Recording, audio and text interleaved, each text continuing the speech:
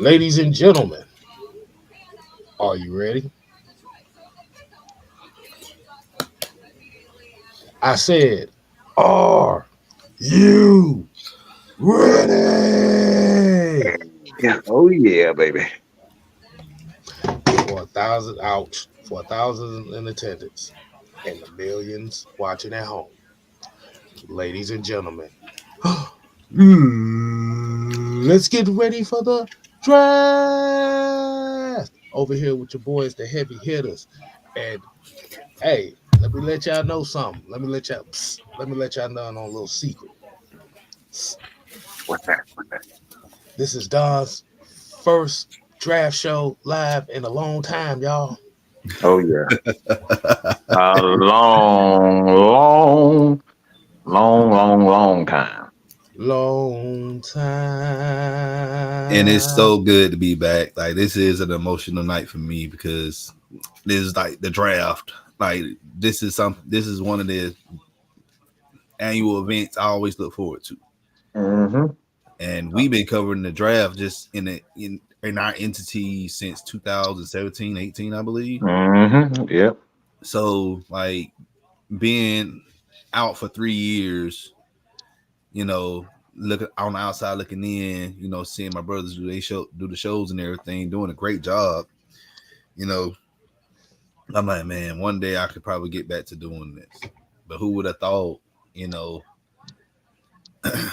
me doing this shortly after the Michigan Wolverines won national. So Yeah, we knew that was gonna come Hey, up we here. knew that was that. We had to get that. We knew it. hey, so go blue. But anyway, but it's great to be back. And guys, look, fans and everybody in the chat watching, let's be optimistic tonight. All right.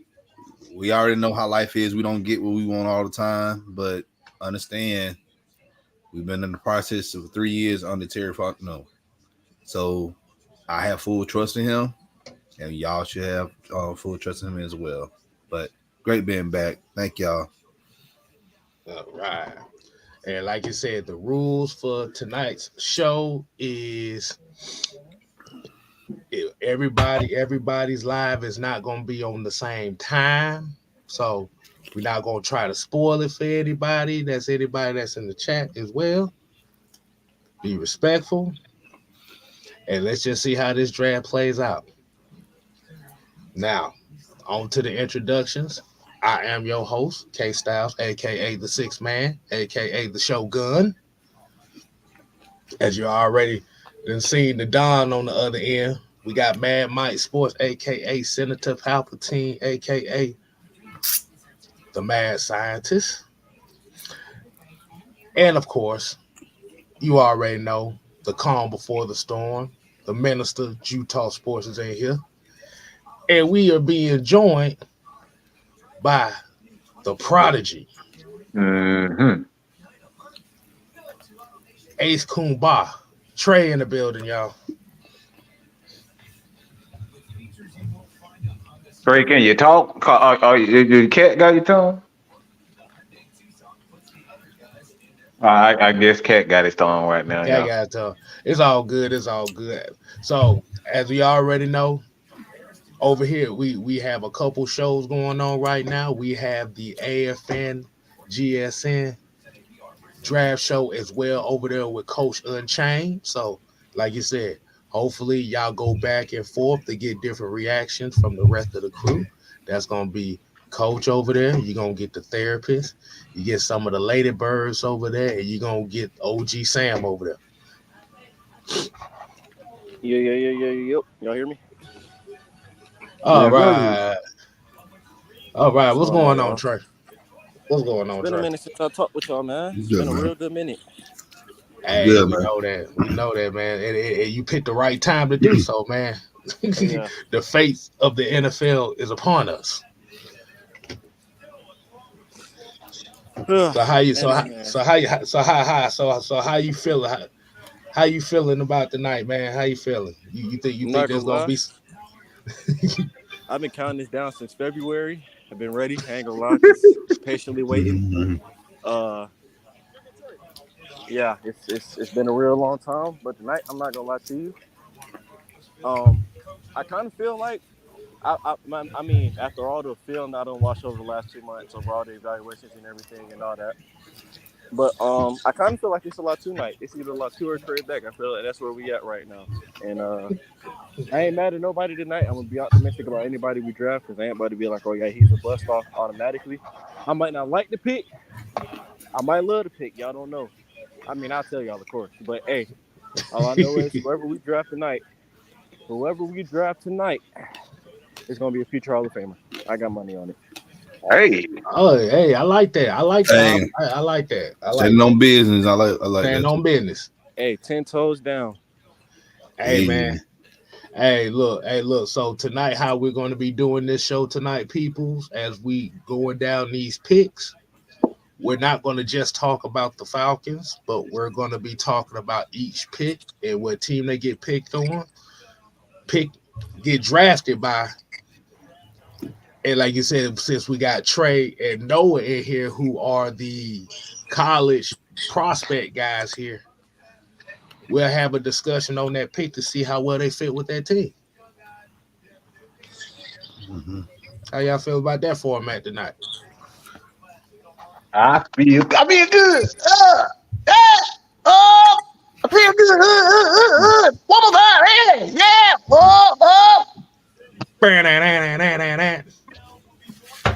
I just feel like doing James Brown. My worst James Brown. I feel good.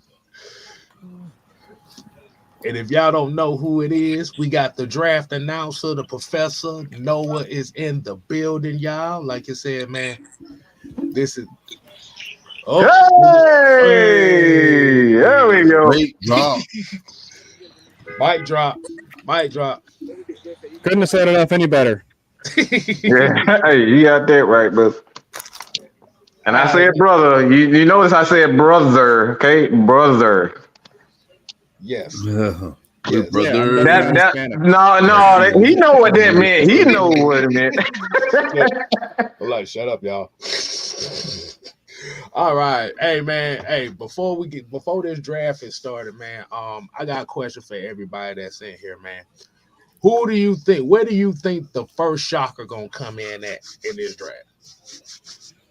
Oh, pussycat. Whoa. That little pussycat that's gonna be in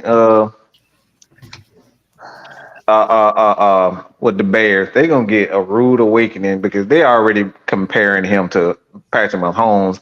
And if you trying to compare his game to Patrick Mahomes, you're gonna be in for a rude awakening. So that pussycat up there in Chicago, he gonna get ran out of town. He come up there with lipstick and pink panties and all that negligee. He gonna get a rude awakening. Chicago is something different up there. Well, I mean, they had. I agree with you, and the thing is, you said a rude awakening, but the Bears has been ravishing, man. If you get what I'm saying. Wow, you really had to say that, dude. Yep. I guess he did. They just said like they equally down bad. Hey, like I said, I see a couple of people in here already saying that the shocker may come at 4. I was gonna say the same thing. Ooh, yeah, that could be one. Yeah, I definitely see that. I think it's gonna come at number 2. More like a trade? It could be. Oh, I know why you said that, Dan Quinn.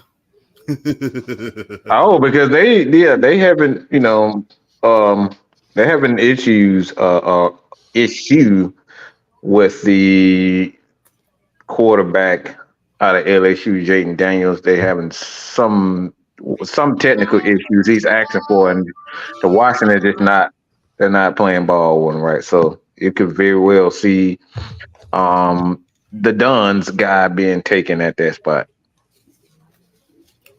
I mean, yeah, because from what we've been hearing was Jayden Daniels wasn't really happy up there in Washington. No, he wasn't. I mean, there's a whole bunch of different things going on up here. They talking about possibly Falcons may trade back. They look at Tennessee may trade back. Rams looking to trade up. Hey, That's going to be really interesting. The Rams haven't had a first-round pick in 2016. Now they want to be aggressive when they have one. Right. Well, Stafford getting old, and then they don't have their offensive coordinator anymore. So they going to come up with something. yep. You know what? I thought about this. They damned if they do, damned if they don't.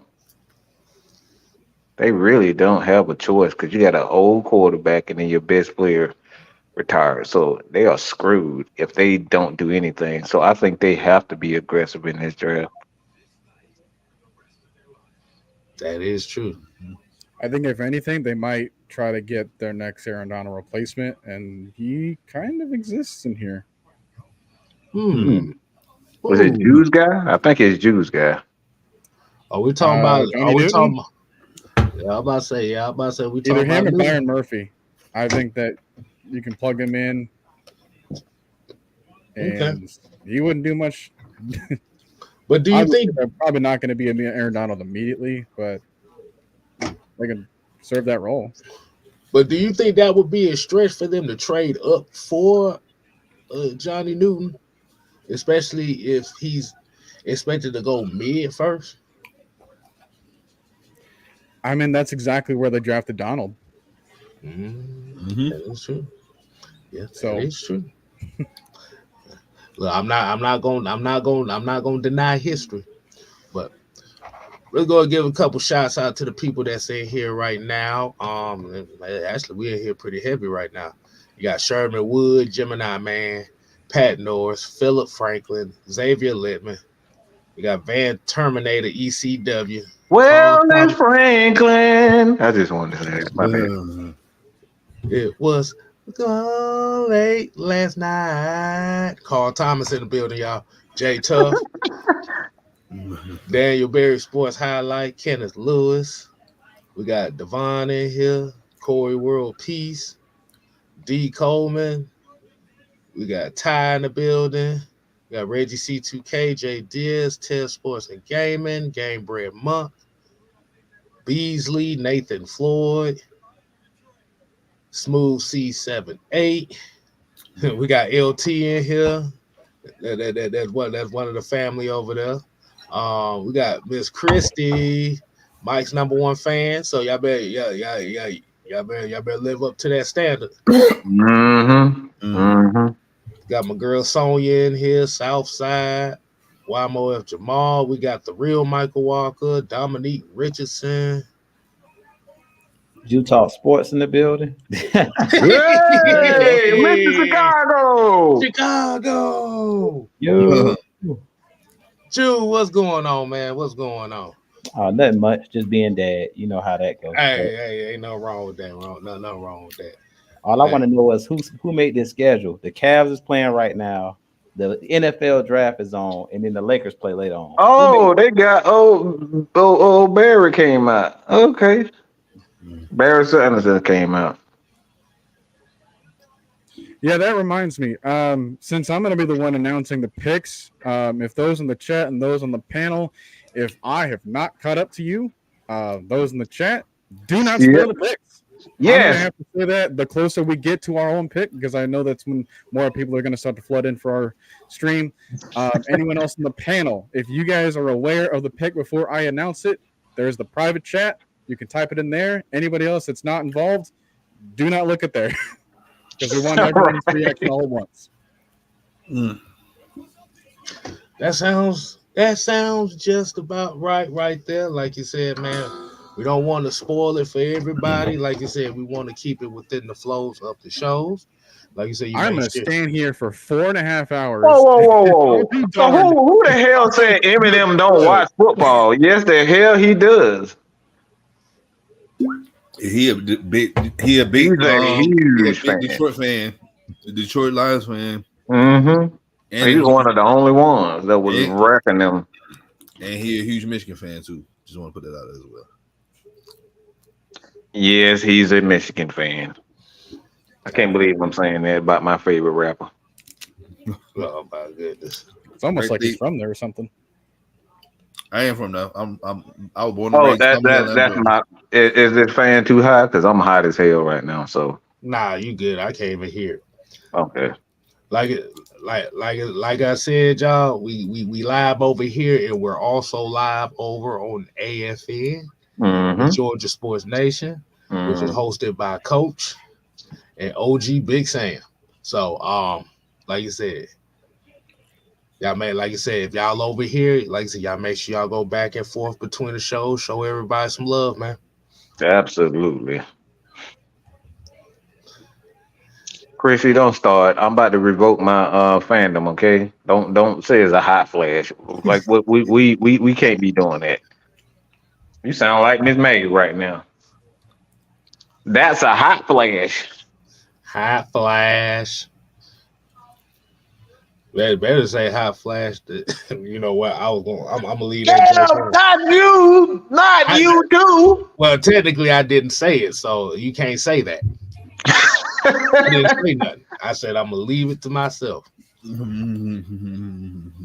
All right. So it says Chicago's on the clock. So everybody's already. Oh, it is. Pretty Okay. much.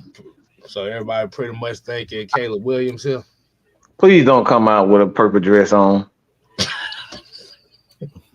Walks out in heels. What'd you say? No, He struts out in heels. What'd you say? He eat corn a long way. That what you said? Yeah, he eats corn the deep way. Yo, no. That man said, "Man, let that man wear his dress." Lord have mercy. Of course, D. Coleman says purple's lovely. For Oh his my skin God, tone. really? Get outta here. Damn. Make him a Viking then.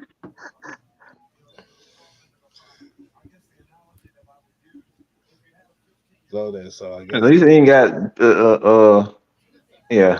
Oh, so He got lip gloss on this time. Okay. So they doing 10 minutes this year instead Great, of almost that's 15. great.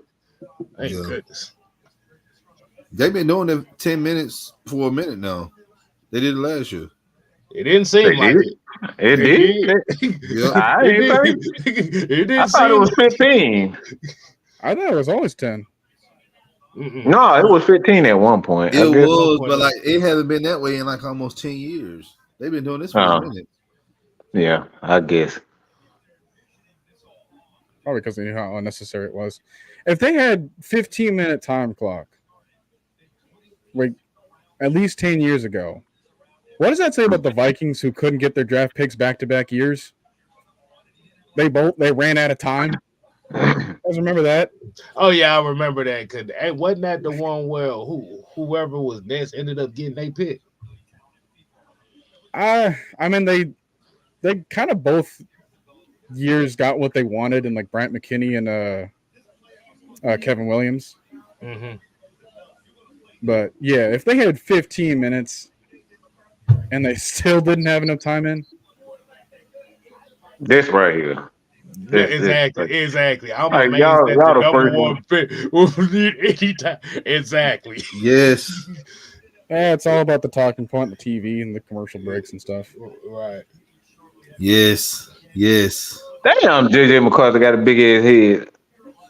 Hey, that big head got us through That's a national football head right there. You a football player. You can tell a person gonna be a football player. Just look at the size of their head. Yes, because he wore the wing helmet for 3 seasons now. That's why. Hey Arnold. He grew out of everything else.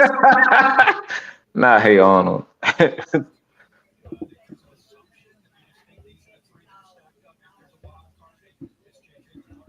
So who you guys in the chat? Who you have them taking? Obviously it should be obvious, but y'all don't think it's going to be any surprises with Chi-Town? Think they're going to boo him? That's probably the best question. There you go. There you go. He ain't got the hat on today, so you know this is serious business. Hey, okay. There you go. Yeah, he's straight business today. Anybody give us a sermon on you, Jew? Yeah, man. I mean, we know it's Caleb Williams. They just giving their talking points, but I just hope that the Bears finally do something with a quarterback instead of make them be a bust because we know Chicago. So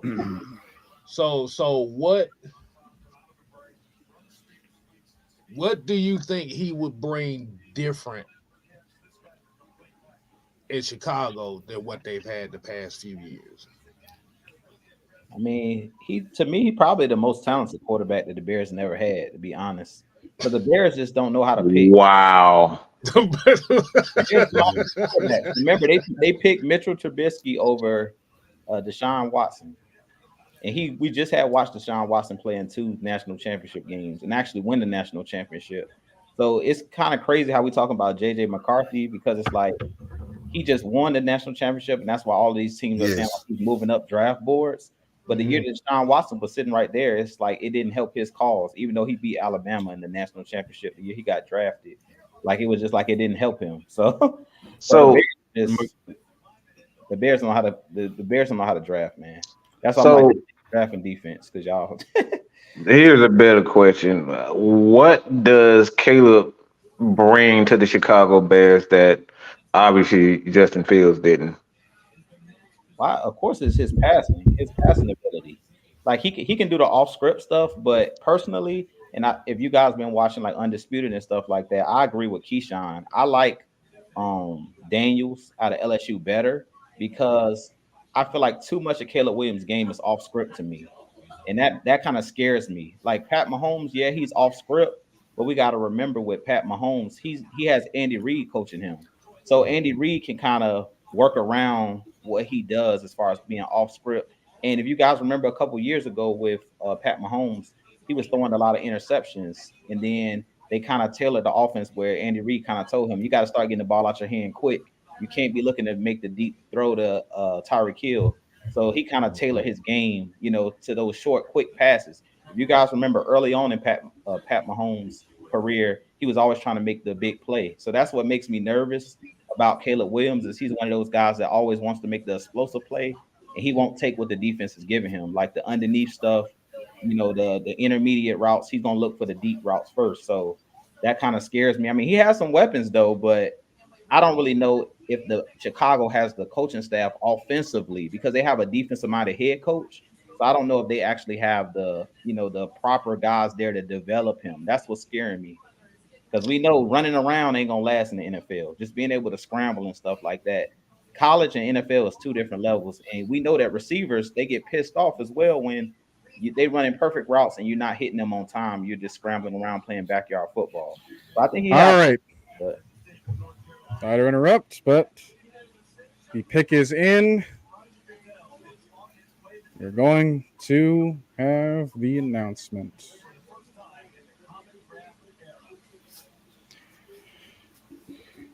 I don't know why Caleb Just Williams keep this in mind. Whenever we get closer, or as we get closer, do not spoil the pick in the chat. All right. With the first overall pick in the 2024 NFL Draft, the Chicago Bears selected Caleb Williams, quarterback out of USC. Oh, snap. They got Braxton P. Hartnebrig. Oh, what? You know the dude that played on Jamie Foxx show, the nerd. Oh.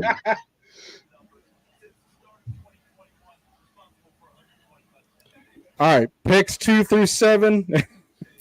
Same deal. Lord, You wait for the panel to announce it.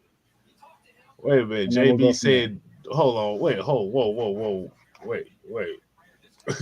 He said, dude on ESPN said Caleb Williams be snatching souls.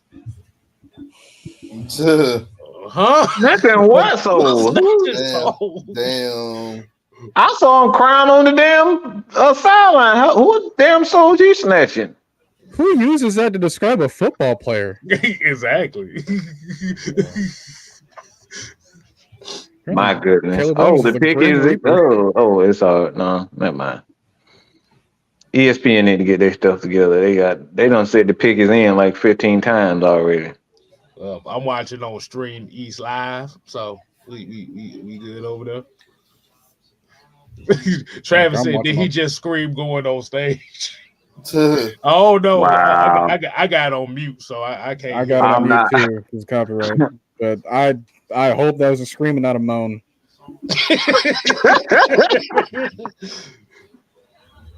We don't need those.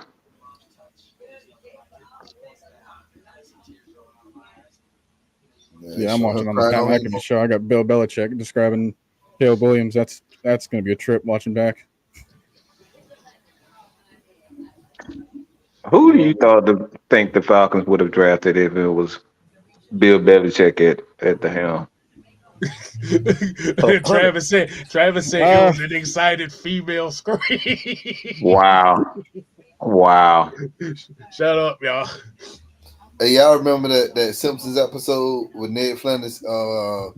He screamed like a little girl because he had cut his vision too low. Yeah. Just imagine Damn. Caleb when he's doing that. All right, so we got Washington up next. This is why I say my first surprise gonna come in. That we're gonna see if this comes into fruition. Where do y'all think they go here? Dan Quinn gonna end up drafting some SEC Dallas Turner. Yeah. It's probably gonna be Dallas Look, Turner. it's probably gonna be Dallas Turner, boy. But Dan Quinn gonna piss the hell out of damn Falcons fans. Don't do it, Dan. Yeah, Terry and Arnold. You know he will. Don't You do know it, Drew Dan. said, "Don't do it. Don't do it, Drew." Don't do it, Dan. Is it the Washington Commanders select Dallas Turner? Like, boy. I mean, dude, we had the pick, like the first overall pick, be Trayvon Walker not too long ago. Nobody expected that. Exactly. It could be what Before Aiden Hutchinson. Guys, Yeah, that was Jacksonville was doing some crack that night, I guess. I got a bold prediction, guys. What's Oh, that? Trey, welcome. JJ McCarthy is going to go number 2. Okay. I got 5. I wouldn't be surprised. JJ Hey. McCarthy. If he do, I'm gonna have to cry for my son, man. Like, Man, the South Side said Dan Quinn gonna get Brock. Hey, look at this one. Here's his prediction. Dan Quinn gonna get Brock Bowers at 2. See, I'll be looking for him myself if that happens. Because he don't need to be with Dan Quinn. Dan Quinn gonna piss the Bulldog fans off too. I just don't want him nowhere near Dan Quinn. Yeah. Yeah, so he said, Man, you know what? Yeah, that what whoever P said, drafting JJ McCarthy as a Commanders type of player. That right there is true. I would not be surprised, man. I actually kind of think it might be Drake Maye here. Yeah. I mean, I can see that. I don't want JJ going to Washington. I really don't. Just like I don't want Brock Bowers going to Dan Quinn. Right. I don't want JJ going to Dan Quinn. Stay away from Prodigy, man. I just had this weird feeling it may be Dallas Turner, y'all. I think it may be this. Again, that'll piss off Falcons fans because we got 2 minutes and about 30 seconds. So he can pick his. Dominique said they may trade down. Yeah, I'm surprised it's been taking this long and no move. Oh, the pick is in. The pick is in. So they ain't all right, trading staying now. put, sticking to their guns.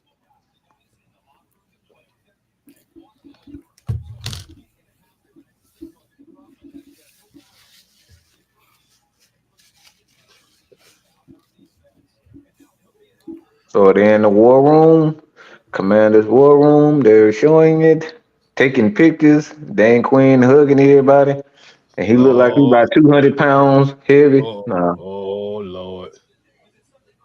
Is that Doug Williams? Yeah, that's Doug. Oh wow! I didn't know they still like black people in Washington. Really might.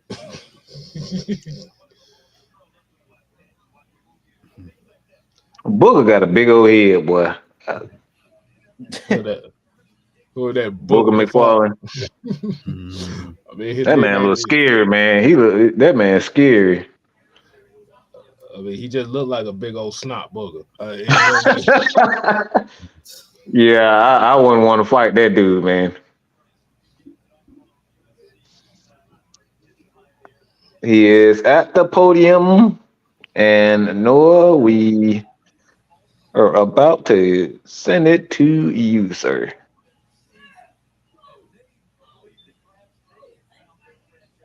All right, like I said, if you find it out before me, by all means, go ahead and type it in. But I think I'm going to have to receive it right now.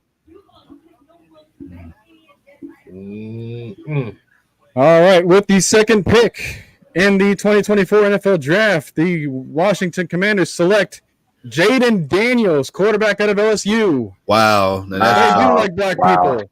that is a shocker. They do like black. That is a shocker. Busted. That's a shocker right there. That was a shocker right there. I just don't like Jayden Daniels there. I just don't like their organization. Hopefully they prove me wrong because I want them to beat the snap out of the Cowboys. So I think this is good for them. This is a great move for Washington because y'all got to remember they got new ownership. So ownership, but now they got new ownership. So I think this is going to be a good move. This was the best move they could have made. Yeah. And you had to think about it, they was going into the season as Marcus Mariota as their QB1. So, I forgot about that. Oh no! But Washington want to be the Falcons so bad. The 30,000-year-old version of Marcus Mariota. Oh wow! But Dan Quinn, he want to be the Falcons so bad. The hell with you two, LT. Why should just told Mike, fuck you? Oh my God, that was funny. Yeah. By the way, commendable work by everyone in the chat. Appreciate it. Appreciate it. Yeah, this is probably the best cooperation we got from a crowd in a while. They never listen. We're just gonna have to keep repeating ourselves for safety's sake. I like that suit. I like that suit he got on though. That shit is dope. Yeah, that is dope. I like dope suit, though. I just need him to protect himself a little bit better in the NFL. He can't be trying to. Yeah. He can't. Yeah. He can't. I mean, that was the whole problem for Sam Howell. Like, he just got hit like 50 times a game or 50 times a year. That might have well been 50 times a game. Falcons fan said Dan Quinn looked the least excited of anyone in that war. So the Patriots are up with 5 minutes left. Who do you guys think the Patriots go with?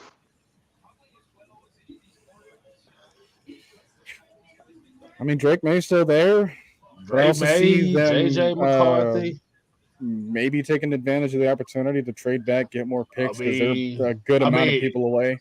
I mean, they still got Bailey Zapp. I mean, if they comfortable with Bailey Zapp, you could see something. I mean, they have Jacoby Brissett. Yeah. So, like you said, if they comfortable with those two, this is where you may see a Rome Odunze. You may see something. Like that. I would not be. MHJ? Yeah, that's what I was thinking. Because they don't really, if you really look at it, they really don't have any wide receivers at all. Oh, that would be so messed up to have Junior with the Patriots after the Patriots. Oh boy, that would be so messed up. Oh, the storytelling, the long-term story. Yo, that would be so crazy. What y'all say now? With Junior with the Patriots after Marvin the Patriots. Harrison Jr. Mm-hmm. The pick is in. That ain't happening. His dad gonna say, "Take that hat off." Go full on Eli Manning. Exactly. Exactly. We is not. Wait, what'd you say? What'd you say? We is not doing this.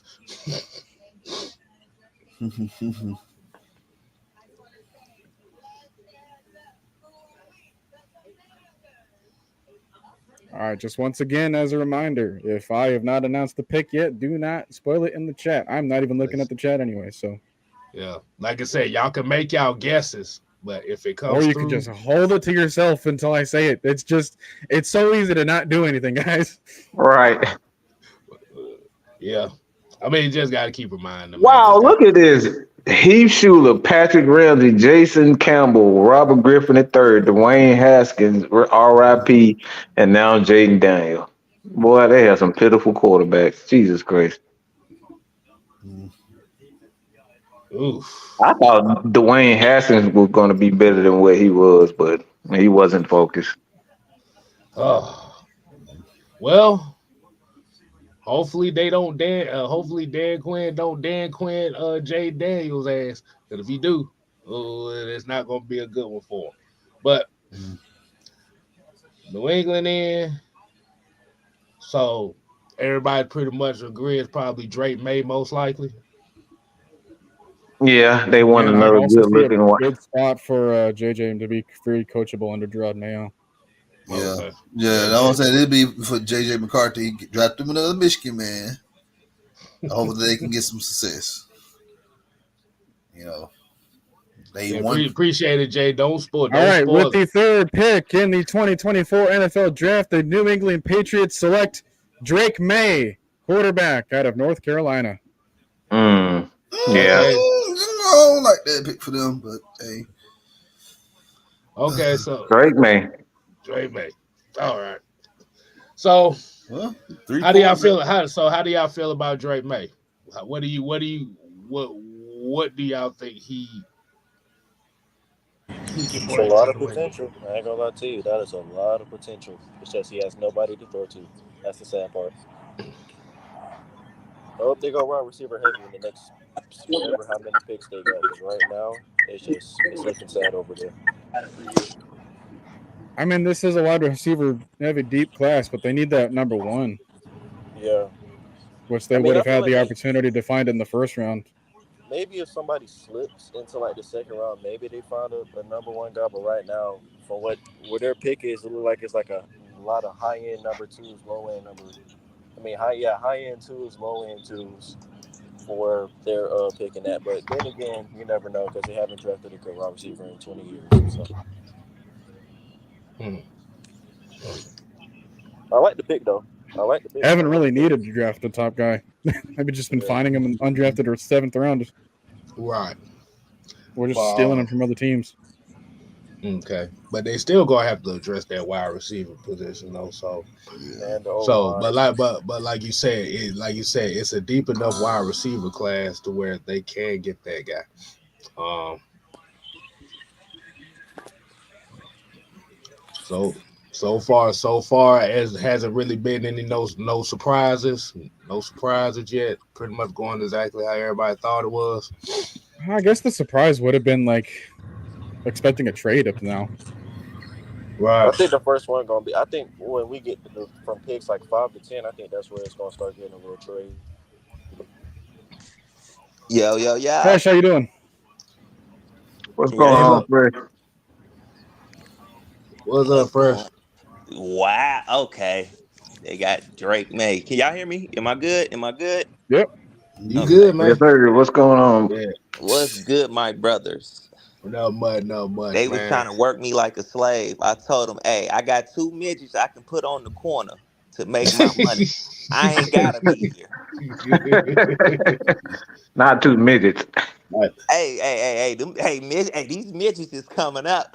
This man, Oh people man, is man, just man, crazy. we is not doing it. No, we we not is doing not that. doing. We is not Still doing a this. fine little thing though. I ain't gonna lie. She fine. The one that I'm thinking about.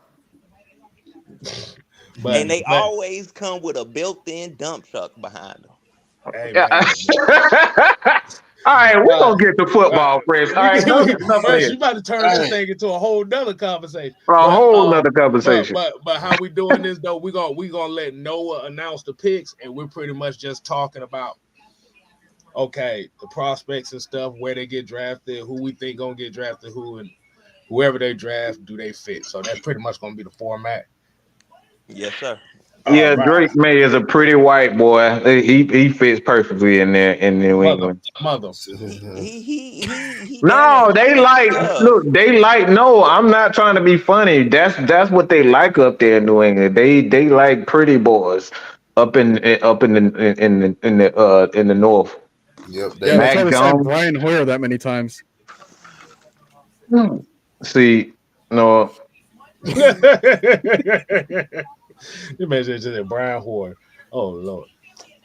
I Hey forgot man. all about him to be honest. All right. So y'all thinking wide receiver here? Y'all taking wide receiver here for Arizona? Um, Marvin Harrison, MVS. Yep. Marvin Harrison. Wide receiver. Might as well. Give if they Colin. were smart, they would go tackle, but I think receiver. There's so many tackles you can get by. Yeah, you can kind of get by, like you said. I just think Like, Alt is that however guy, deep man. you think the wide receiver class is, the tackle class is even Oh, they better. didn't waste any time, so I'm thinking they probably be Junior or Rome. Yeah, I think it Well, would be let's take a Junior. look. Oh, did you guys see that AJ Brown extension? Yeah, I Yeah, just we saw that. did. Yeah, I'm like, wow. I mean, just say, forget the defense. Why don't y'all, boy? I said we just gonna throw all our money on the offense. That's the I mean, same. That's the same formula for disaster. yep. AJ Brown's been doing pretty good on draft days. I Oh yeah, don't know. There's something about him. didn't he get his last payday on draft day? Well, he got Yeah, traded to the Eagles yeah, on he draft did. day. Pretty much. But he ended up getting paid that same day too, right? Because I remember they Probably, yeah. They traded probably I had him. so. makes sense. And you know what's funny? I think wasn't it reports coming out like he was disturbing the locker room and stuff? Y'all just rewarded bad behavior. Yep. They don't have a choice. Their defense is pretty much falling apart. They lost a lot of guys on defense. They have to have the offense to lead them until Jordan and Carter kind of come into their own. It's like they don't have a choice right now, to be honest. And then that's Right. also the thing with drafting, or those high wide receivers and trading for them and making sure that you're constantly caring for them. Otherwise, they're going to all be Stephon Diggs. Wow. He didn't do that.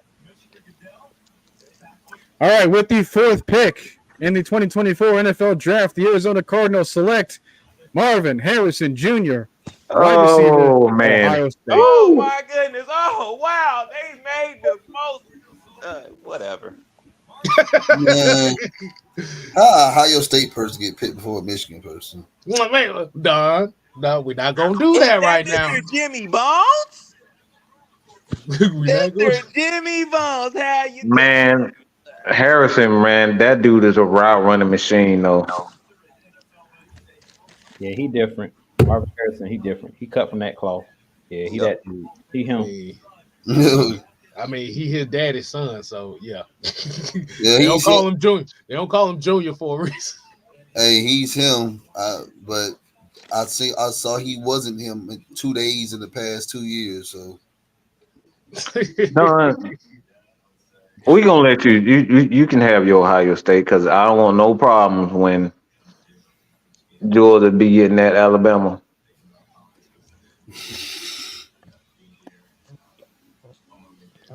All right, so So my go ahead. other surprise pick did not go. I said about a couple weeks ago. I said I wouldn't be surprised if Roma Odunze get picked first. Guess I was wrong on that one too. God damn it! So with the I think when it Chargers comes to a here, tiebreaker like that, you just go for the name. Right. so the Chargers pick here. Who do you guys have? Brock. If it's not Brock, then it's probably going to be Rome. They also need a wide receiver really Or badly. they might. Ooh, I can see him going. I can 09 see him too. Rome. Rome makes a lot more sense, even though they have a tradition with tight ends there. I wouldn't be surprised, but I think Rome fits perfectly for what, especially with a quarterback right now. It's like it may or may not take some time with a tight end, but a wide receiver, man, with Rome. And they're kind of used to bigger, more physical wide receivers. So we'll see. I wouldn't be surprised with Brock or Rome, to be honest. I can't say. Oh, Quentin Malik Johnson. Nabers. I forgot about Malik. So Malik is another guy. Mm-hmm. Yeah, I think Malik. I would say Malik Nabers. Just for the simple fact that, like you said, they're so used to the bigger wide receivers, they actually gonna need some speed. There you go. Malik Yeah, Nabers. Nabers. I say Neighbors because they got Quentin Johnston, who didn't do much last year, but he's a bigger wide receiver. So Bigger wide receiver Yeah, that you can catch. don't need two big wide receivers like that. But that's why I say Brock though. Yeah, I'll say Brock, but I won't be surprised if they take Neighbors. Because also this draft class of receiver is deep. You can go get you another nice piece later on. Yeah, there's not going to be many people that can serve Brock's purpose. Exactly. Exactly. What'd you say, Trey? Hey, don't be surprised if they go Joe Alt. You know, Harbaugh love his old lineman. Yeah, That was I another was thinking thing. Joe Alt too, man. So you think that could possibly be the first surprise of the draft? Them going Joe Alt. I mean, they need wide receivers, but they really need everything on offense. They need running backs, they need receivers, and they need O-linemen, especially a left tackle. Also, though, I think the lineman makes more sense because they paying that. They don't need no more people they gonna have to pay here. I think picking that lineman would be a lot more beneficial. I'm about to say, what if they shock the hell out of us and go corner here? And Seattle did it last year. Sucks to suck then. Yeah.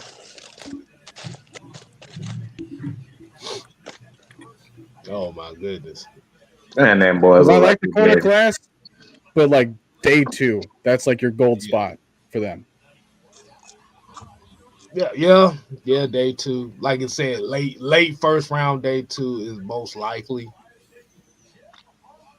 But like you said, we've seen stranger things happen here. Like you said, you got so pretty much everybody saying Malik Nabers, Roma Odunze, Brock Bowers, Joe Alt. It just makes sense because Hubert is a guy that's like he likes to throw the ball downfield. So I would say Neighbors just on that. But he ain't got no safety blanket though.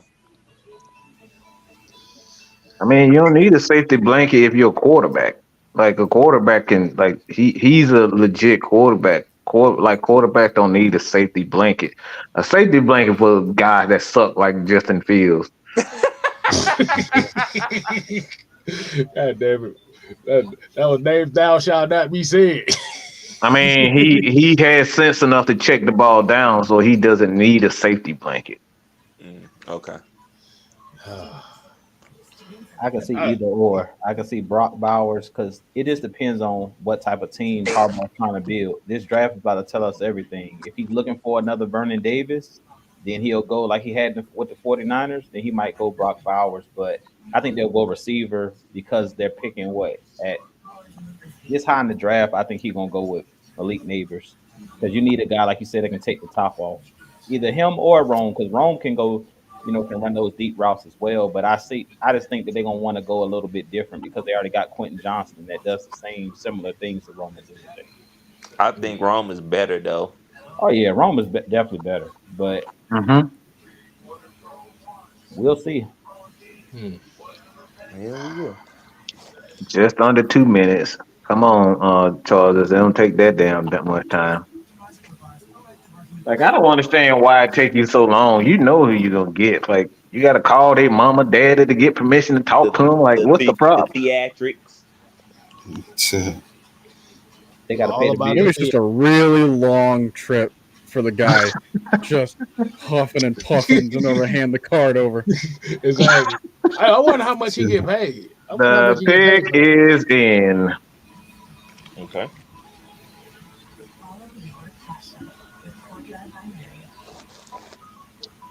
And of course, they will go to a freaking commercial. What the hell? You like that too? How the hell you gonna go to say the pick is in and go to a commercial? Like, what the heck? Hey, the Bills got to We'll be be right paid. back on a new episode of Dragon Ball Z. That stuff used to piss me off.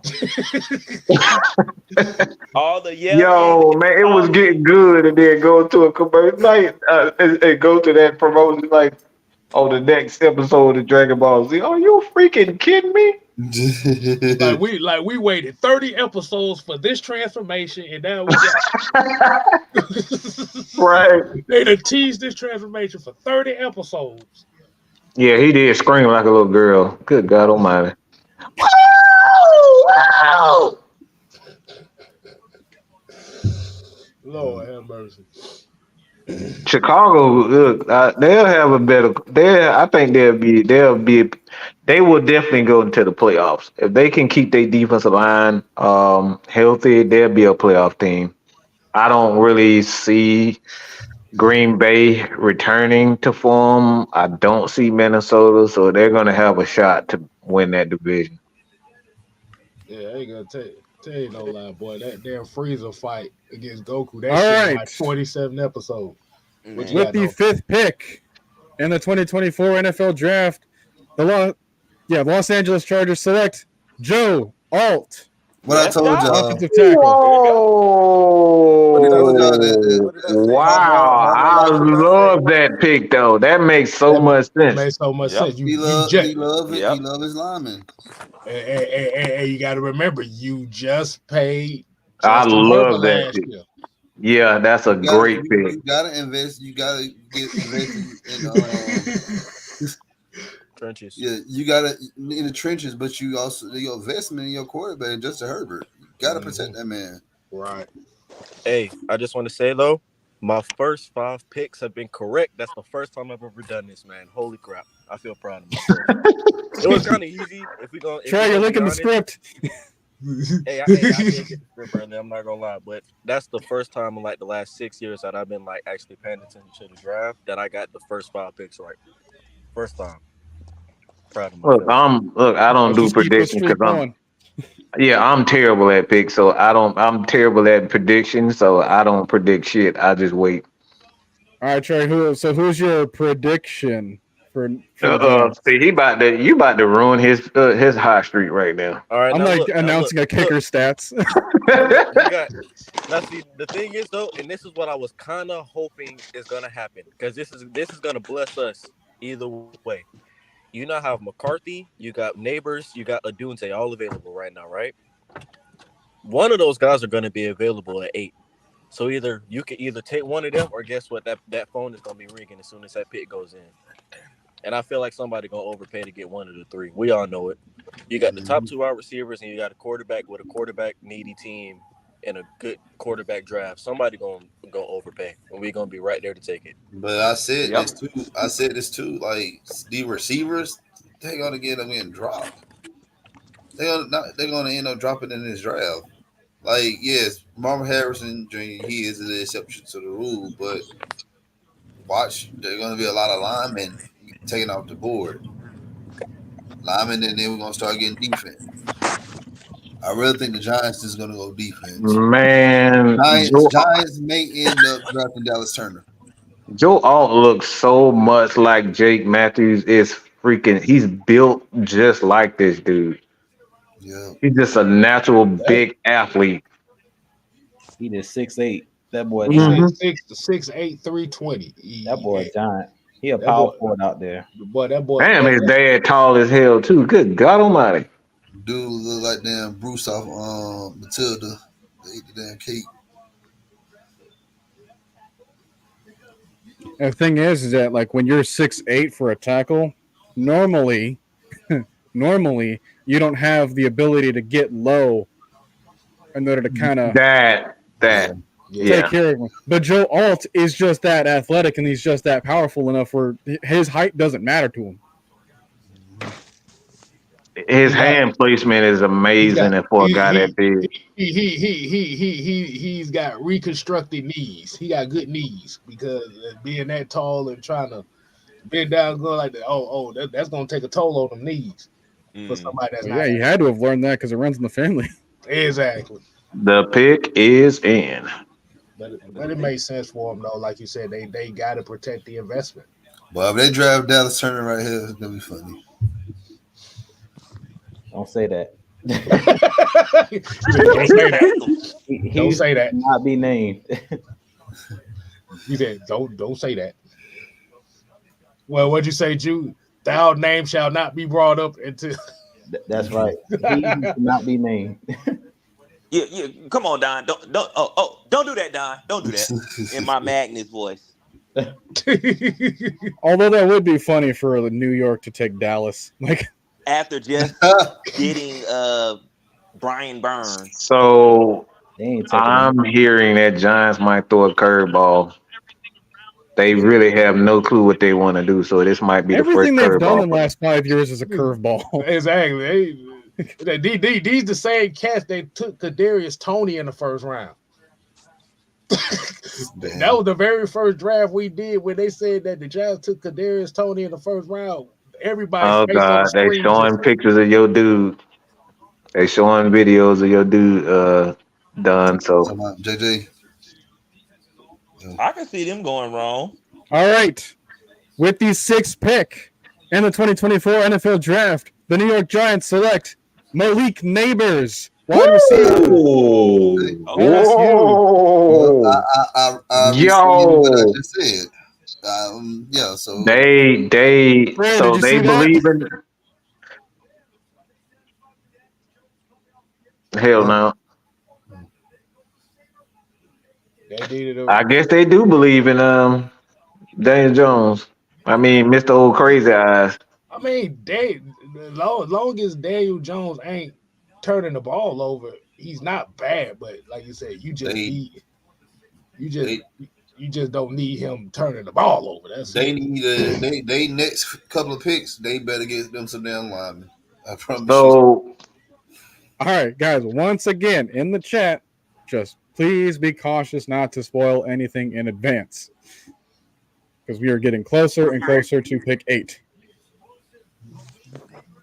So these are the 2 picks where a lot of people are thinking that could possibly be trading with the Tennessee Titans and the Atlanta Falcons. So we will see.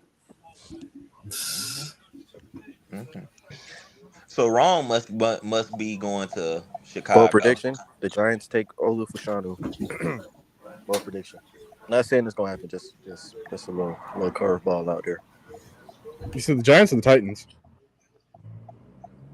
Giants. Giants took Malik Nabers. Well, that was expected. Oh, looks like JJ McCarthy and Roma Odunze about to be available if the Titans don't do nothing stupid. Well, I heard you like Olu Fashanu. Well, we know JJ ain't going. JJ ain't going to Tennessee.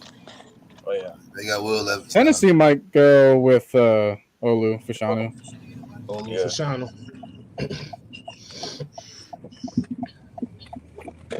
Yeah, I could. Yeah, I wouldn't hate that for them because they're also someone that needs offensive line help. Joe Alt really would have helped them out the most, but right. I don't know. There's not that much of a difference after him. Clearly, he's like number 1, but then like the other people after him are pretty interchangeable depending on the scheme. Why Malik run like he always about to fall? Like he look like he tripping over his feet while he running. Well, I guess it hurts to be a Giant. That boy try to do some super precision cuts over there and about to tear his damn knees up. You say, okay, so y'all thinking Fashanu? Definitely a tackle of some sort. I was going to say something along the line. Okay, I see Nathan here say Fuaga may be a possibility. Relax, people. The Falcons are coming. We'll pick away. Yeah. Y'all gonna be mad anyway, so why rush it? Exactly. Somebody gonna be mad. ain't somebody mad every year? Yeah. So Tennessee trying to get some bodies around Nabers. So Offensive line, get ready. O line.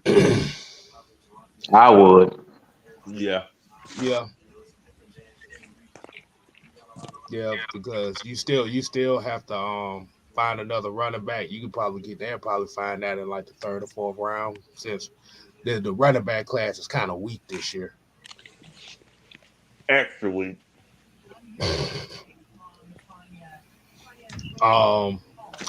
Yeah, so I say Olu. I agree with Trey and Noah. Olu.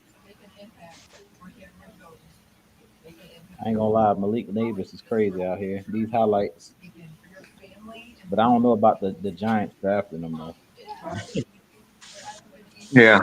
I mean, Kadarius Toney had some pretty good highlights too in college. Wow. No, we're not doing that, Noah. He said, "You got my bellmate." He said, "I told you last year if we don't pick an edge, I'm going to jail." Oh, jeez. we see what we can do for you, man. But like you said, hey, don't do nothing crazy, man. Don't do nothing. We will crazy. see if Terry Fontenot cares about you or not. What Oh my goodness. What if Brock go here? That could happen. The Tennessee? That could happen. They could go. They could go pass rush. Yeah, I mean, Latu would be a good choice. This is the first time I've been nervous for the Falcons. Like I have no freaking clue what they're We going to don't do. know what the hell to happen. We don't know what to expect. But it's exciting though. Right. Falcons don't. I think it's because like for the first like the last 3 years, we would have been helpful with just about anybody. Mm-hmm. But now we seem like our team is just more intact. So like, hey, if we only get like 2 or 3 picks to work out for us, let it be those top kind of guys. And that just creates the expectations for us even further. Yeah. We actually have a foundation in something in a direction more so than just trying to throw poop at the wall. Yeah. Plus, like we have the coordinators that too that haven't had a first round pick. Yeah. So this will be their first one, and this is their top 10, nonetheless. I mean, these motherfuckers done went to commercial break show again. God, yep. You know what?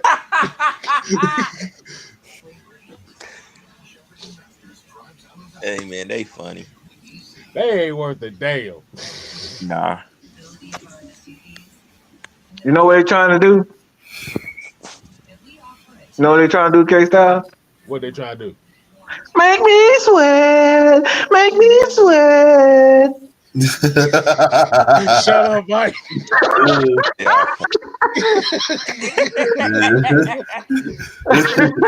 me feel like water.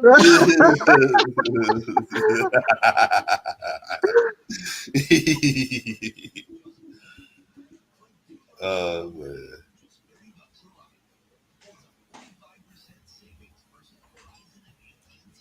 Yeah, I believe somebody gonna break their damn TV. Look, I really don't care who it is, but I would get butt booted naked if it's Brock Bowers.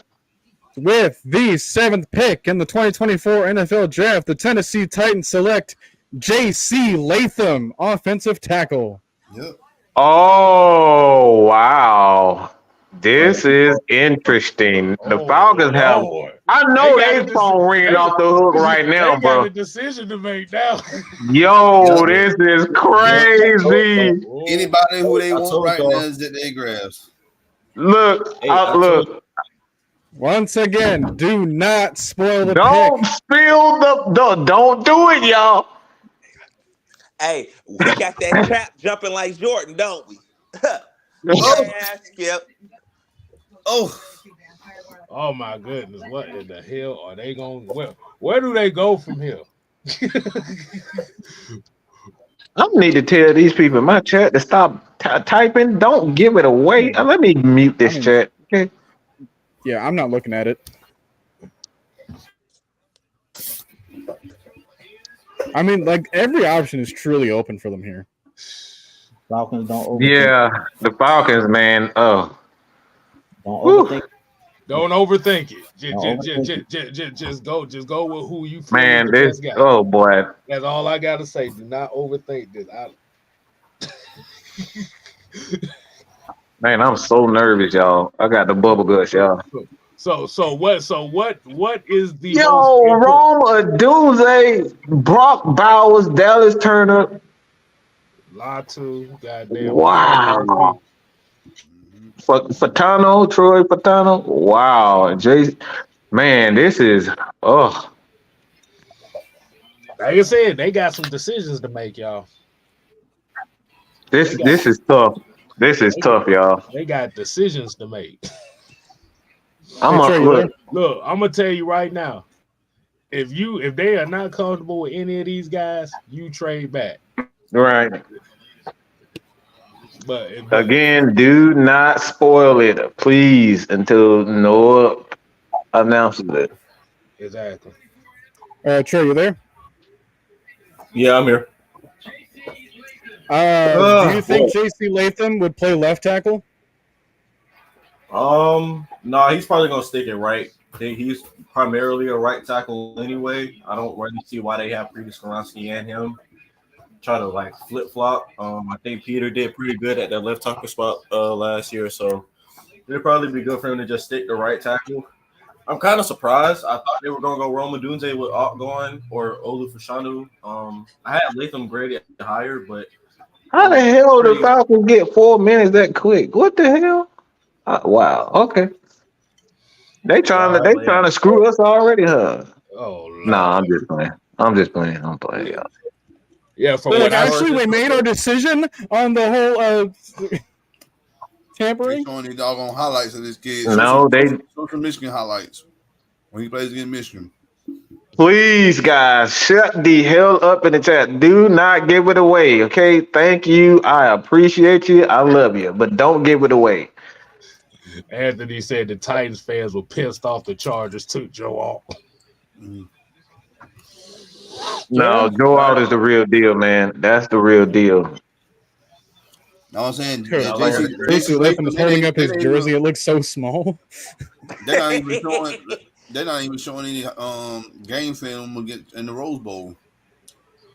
But I'm gonna be quiet on that. Man. The pick is in. The pick is in. Oh, Like so I we said. actually stayed and made the pick. Okay. Look. Hold on, the pick is in. That they didn't say we should. Look, like I said, man, whatever is open because there's a whole bunch of different things going. So what y'all guess here?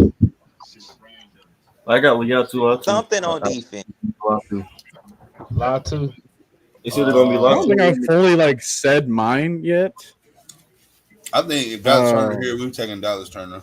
I think at the end of it, I do kind of agree. If we go edge, it would be Dallas Turner. If we go inside interior, then it would be either Byron Murphy or John Newton. Johnny Newton. I don't really see any other position for me. I don't really see nobody.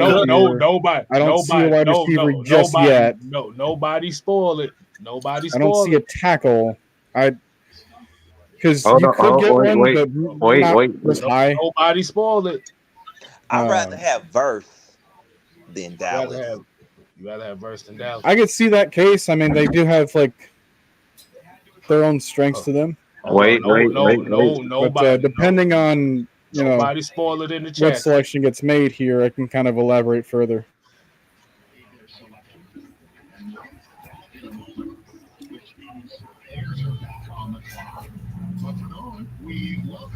I think now they might curveball us and take Rome just to forget it.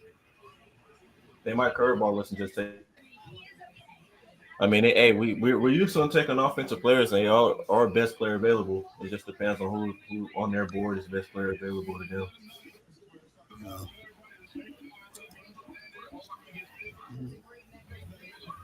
them. If they take a receiver, it's gonna be Mr. Lad McCarthy. Hold on.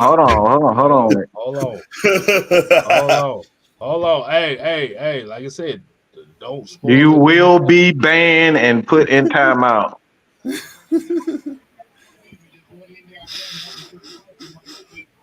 Also, if there's anyone watching TV on the panel, if you can turn down the volume.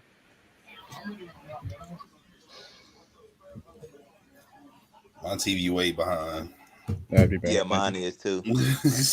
They just now put us up the board. They still talking about the last pick. Yeah, I got black people cable. Yeah. They late to everything. Lord.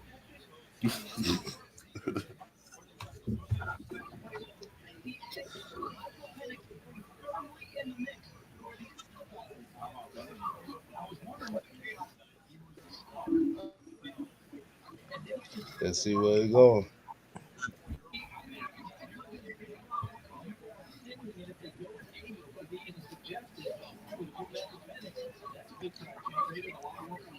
See, on my screen, I don't actually have a countdown that I'm looking at. Okay. I'm just kind of seeing. Like I said, I'm watching the Pat McAfee version. Right. They just have a bunch of hats on the table right now. Guys, why are you talking about Michael Penix at this? Wait, hush, shut up. Let Noah do it. Do not talk. Weird.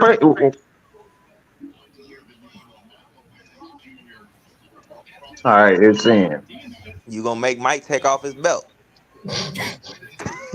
Virtually whip you. Yes, sir. Wow. Are you fucking kidding me? All right, with the 8th pick in the 2024 NFL Draft, the Atlanta Falcons select Michael Penix Jr., quarterback out of Washington. Wow. I take that. They got me a lefty. I take that. Come my camera. I take that. Over JJ McCarthy? Hell yeah, over JJ. Tell JJ he can take it. He can go have a Incredible. good time Wow. somewhere else. Wow. That surprised the hell out of me. I ain't gonna tell you no lie. This got idiotic written all over it. I'm gonna tell you the truth about this. This got fans written all over it.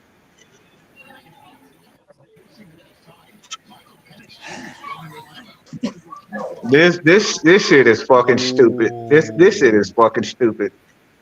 This has the fans Michael Vick era written all over it. This is one of the dumbest things I've ever seen in my life. This dude gonna be about 26, 27 before he even gets to start. And the injuries he's piled up. Like, that's what I'm trying to like. The man has been injured most of his football career. The only thing about this that I say that's kind of got me a little baffled is why the fuck did you sign Kirk Cousins if you was gonna go quarterback, you stupid motherfuckers? You spent $100 million. That's retarded.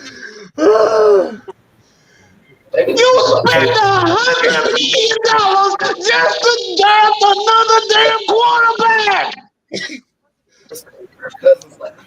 Are you fucking kidding me? Okay, so well, we did say somebody was Wait a goddamn minute. You spent $180 million on a quarterback just to draft another quarterback. Let me say it again, y'all. Let me say this, but maybe y'all don't understand what I'm saying.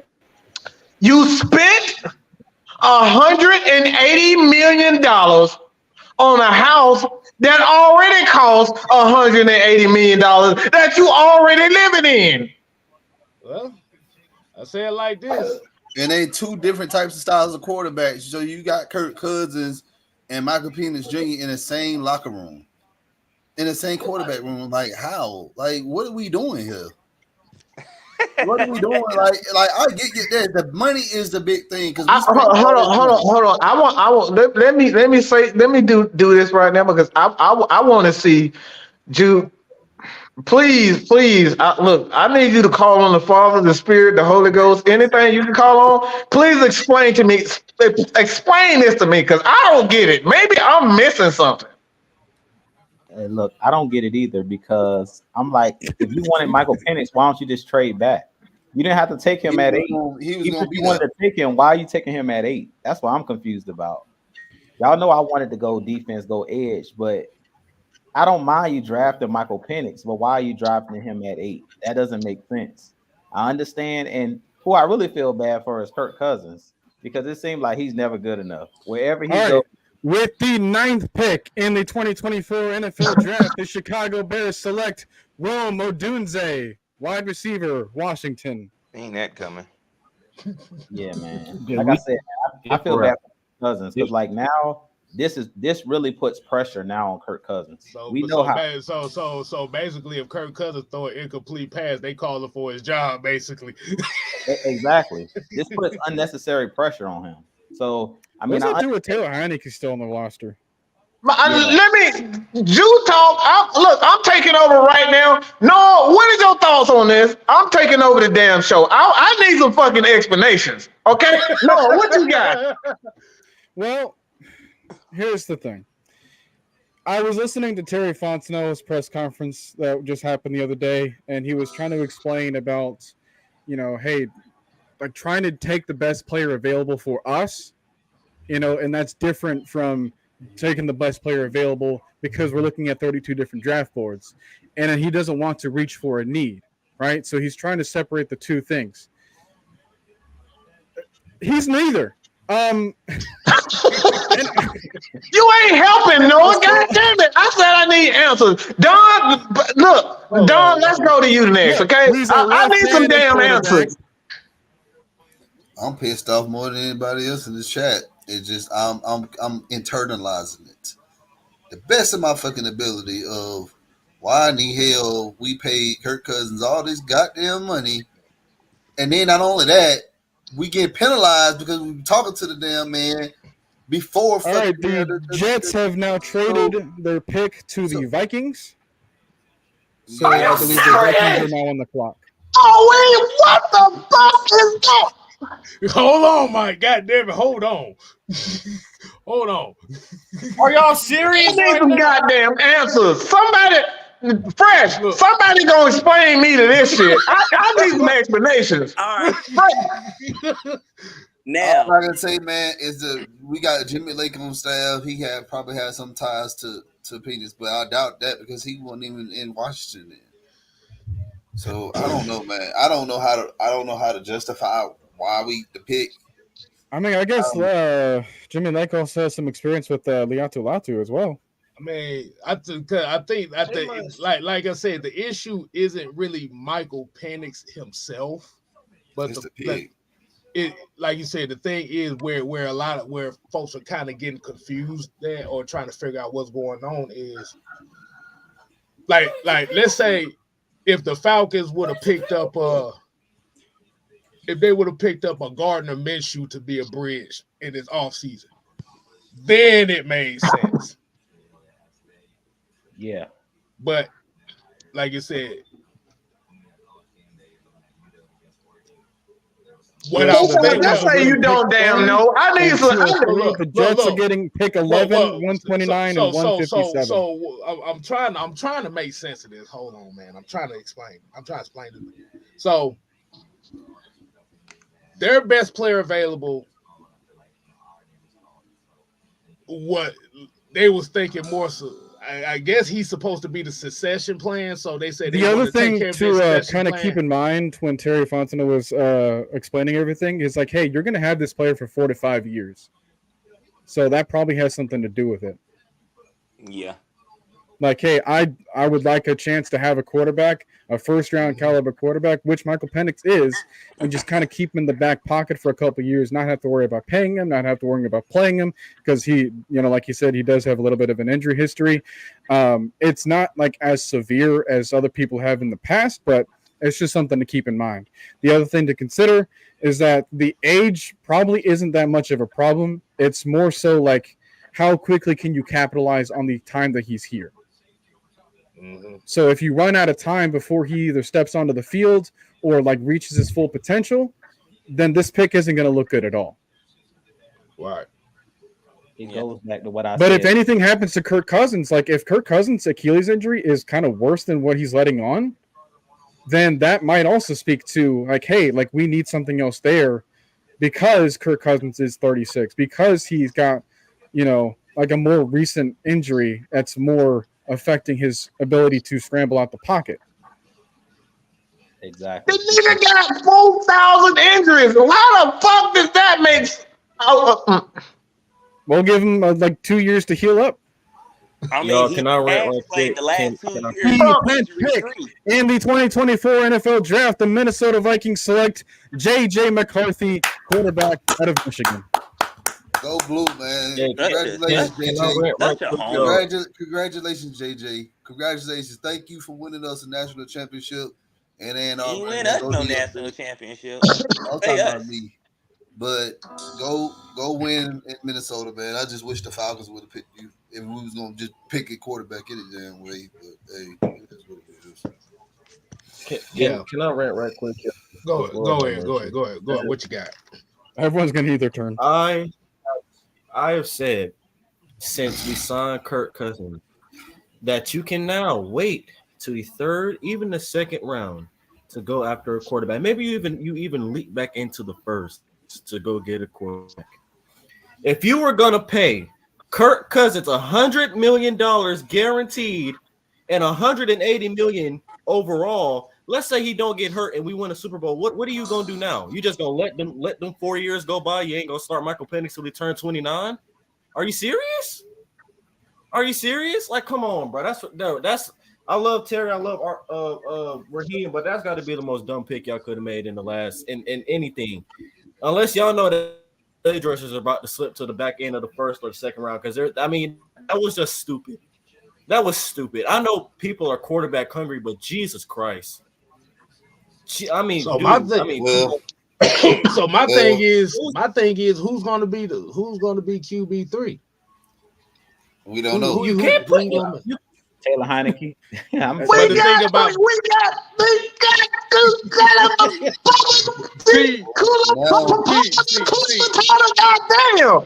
But here's the problem. Here's the problem, though. Your QB3 cannot be making $5 million. Yeah. I don't know no QB3 that makes that but so. Yeah. But this is what I'm gonna say. So the stars have aligned for the black and white community. You got a black general manager, a black head coach, and then you got a black quarterback. We got niggas all over the damn field, okay? Good God freaking mighty. Well, I'm literally trying my best not to hit my own damn head against the wall right now. I really ain't. The Benz is the club, man. Let's be Jude, go ahead, Jude. I'm sorry. I apologize. No, I don't apologize. Just go ahead. Nah, you good. Hey, we should have known something was up when they all flew to Washington to go see him. That's when I knew the smoke was real. When we sent all them people out there to go, you're not gonna waste your time going out there watching this man holding a whole private workout and all of that. But I thought that he possibly could be a second round pick, or you could trade back into the first and still get him. So my problem is not the pick. My problem is why are you drafting him at 8 in the top 10? You didn't need a quarterback. That's my problem. Not that you picking up a quarterback. He would have projected it and go to the top 10. Right. Yeah, like at this point, the what if would have been like, if he doesn't get selected here, how would he have fallen? That's what now see. That's what I'm kind of concerned about. Because some defensive players are going to fall. They must know. Because there's not a single pass rusher has been taken. I don't have a problem with that. My thing is, this dude is not 100% healthy quarterback. That's the fucking problem I have. He has a lot of injuries on his list. And now you got two quarterbacks that have injury history. This is fucking stupid. This is why you go after JJ McCarthy, in my opinion. I don't give a damn about what he looks like. This is a nigga pick, okay? The Falcons has made a nigga pick for the city of fucking Atlanta. Let's just keep this fucking real. They hear the fans and they listening to the fans. That's why they got what it did to Ritter. That's why they fired Arthur Smith, because they listen to the fucking fans. Yep. This makes no fucking sense. You can't tell me this makes fucking sense. The dude got ACL injuries, shoulder injuries. This dude has injuries Dude all got over real. the fucking board, and you trying to sell me a fucking dream to say he's the next Michael Vick? And he got Because he injuries had in a the four ribs. He got fucking injuries four in the at a ribs top from and a his football. fucking. Oh my God, Jesus Christ! What the fuck He is? injured himself. He injured himself in the national championship game, so he's not even 100% on. Throwing on the Falcon jersey right now. Man is injury prone. Like, and I just don't understand. I really don't understand the pick at all. I don't. Like, you wanted to get you a quarterback, you could have got fucking JJ. I'm not even mad at them picking him. I'm mad at you spending $100 goddamn million for a quarterback that was gonna be gone in 2 years. We could have made a quarterback pick. That's the biggest issue right there. Like you say, if Michael Penix was the guy that they wanted, you don't pay Kirk Cousins that money.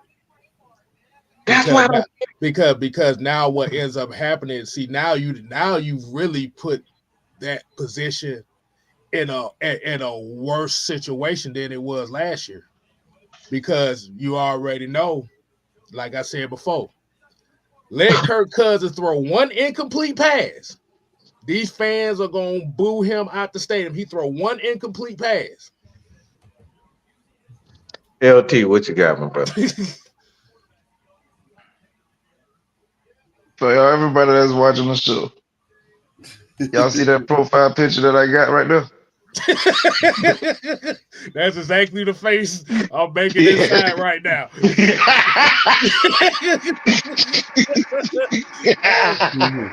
I saw that man literally.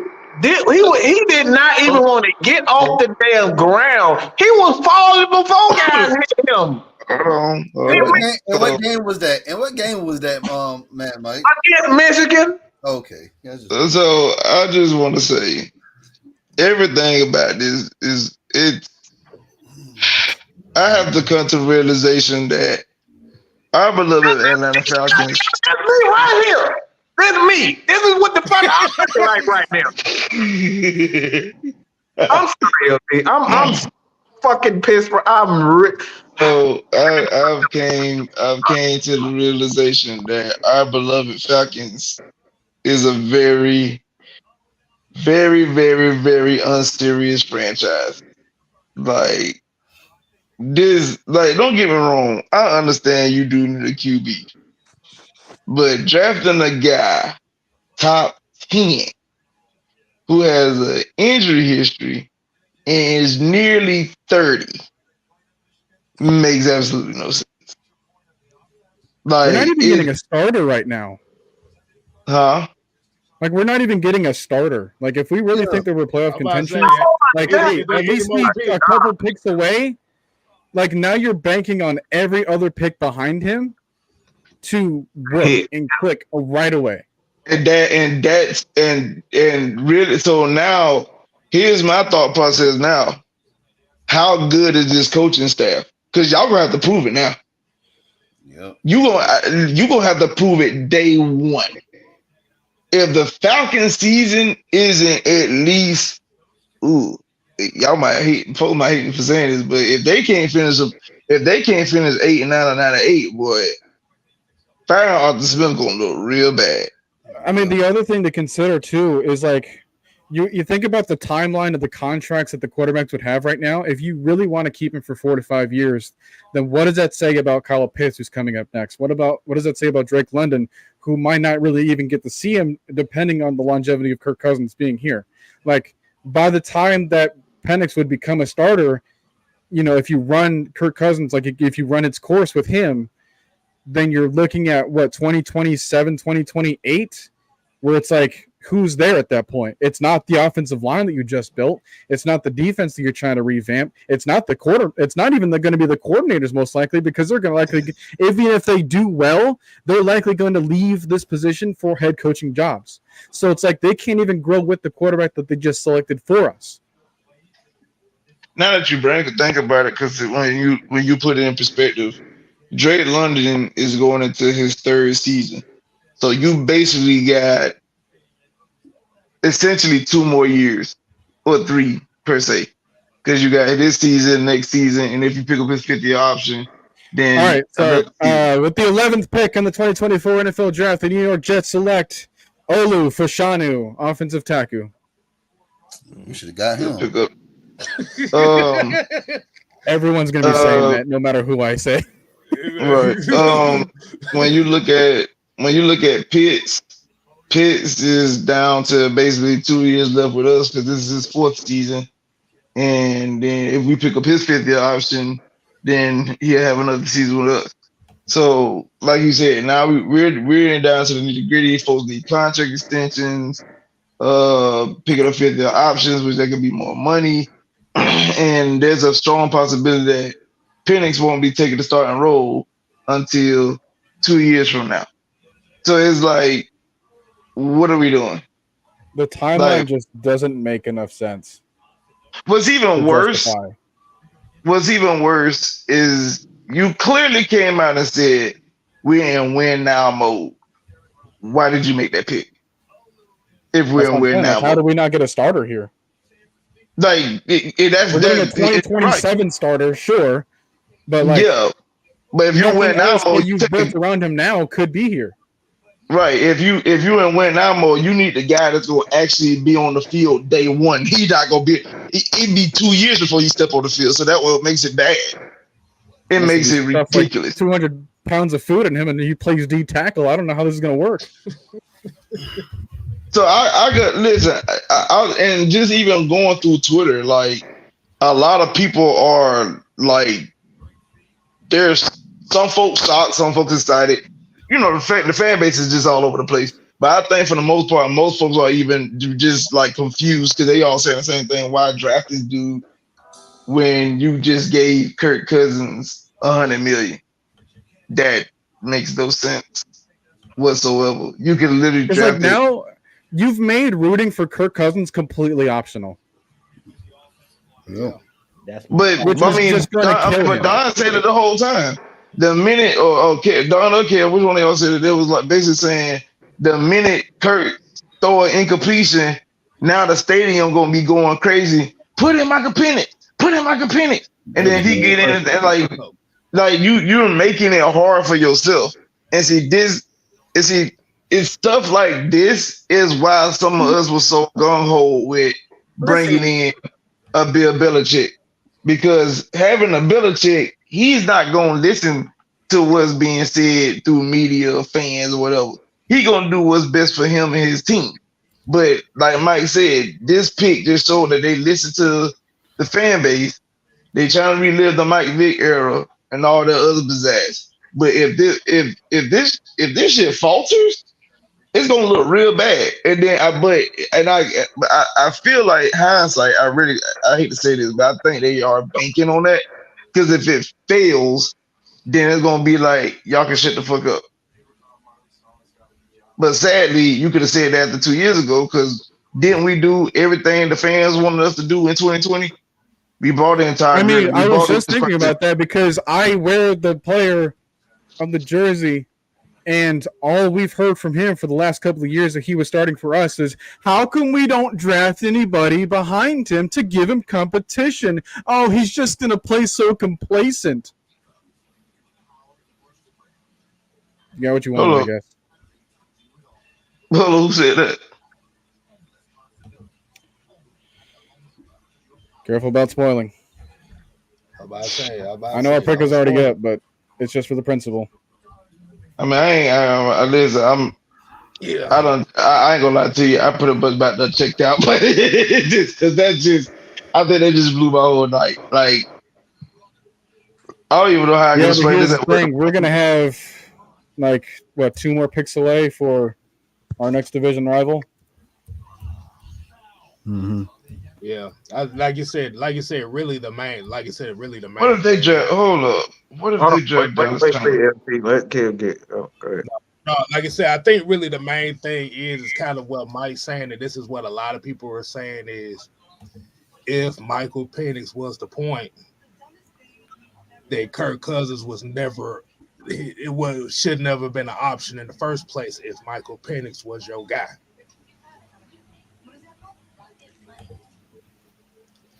You said win now mode, bro. They said win now mode. So if you say win now, that means you need to do what? Get a guy that's gonna be on the field immediately. But Penix ain't gonna be on the field immediately. So you go ahead. Go ahead, bro. My bad. No, I was just gonna say if they say you in win now mode, that means you trying to get a guy that's gonna take the job immediately day one. When week one of the NFL kick off, that person's on the field. The problem is the guy you just drafted, not even hell, we don't even know if he's the second damn QB on the roster yet. Like, and how much Taylor Heineke's in? Well, he took a pay cut now, so I think he's right around like 7 now. It's like 6 and a half. Good for him. 6. Oh my God! So that's gonna make him the most expensive third string quarterback in the NFL. Bro, because like don't top 10 picks you like see a significant payday. Living on that Chase Daniel money. Yes, they do.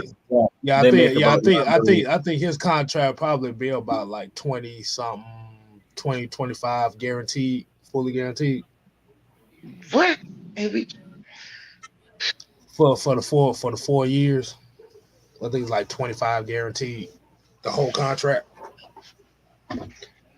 The way I feel like they can make this draft up is if they either trade back in the first and go get a top tier edge or corner, or they just gonna have to hit on every single pick they got after this because they just screwed themselves. I'm sorry, my bad. Go ahead, bro. I'm thinking out loud. They literally just screwed them. So I mean, I don't see how you can walk away from this draft and say that was the right pick, unless Michael Penix turns into a Hall of Famer when he starts. I just don't see how you could pass on all that. You had Odunze, you had McCarthy, you had Latu, Dallas Turner, Byron Murphy. Shoot, I would have took I don't give a damn about none of that shit. I spent $100 million on a motherfucker that could possibly be gone in 2 years.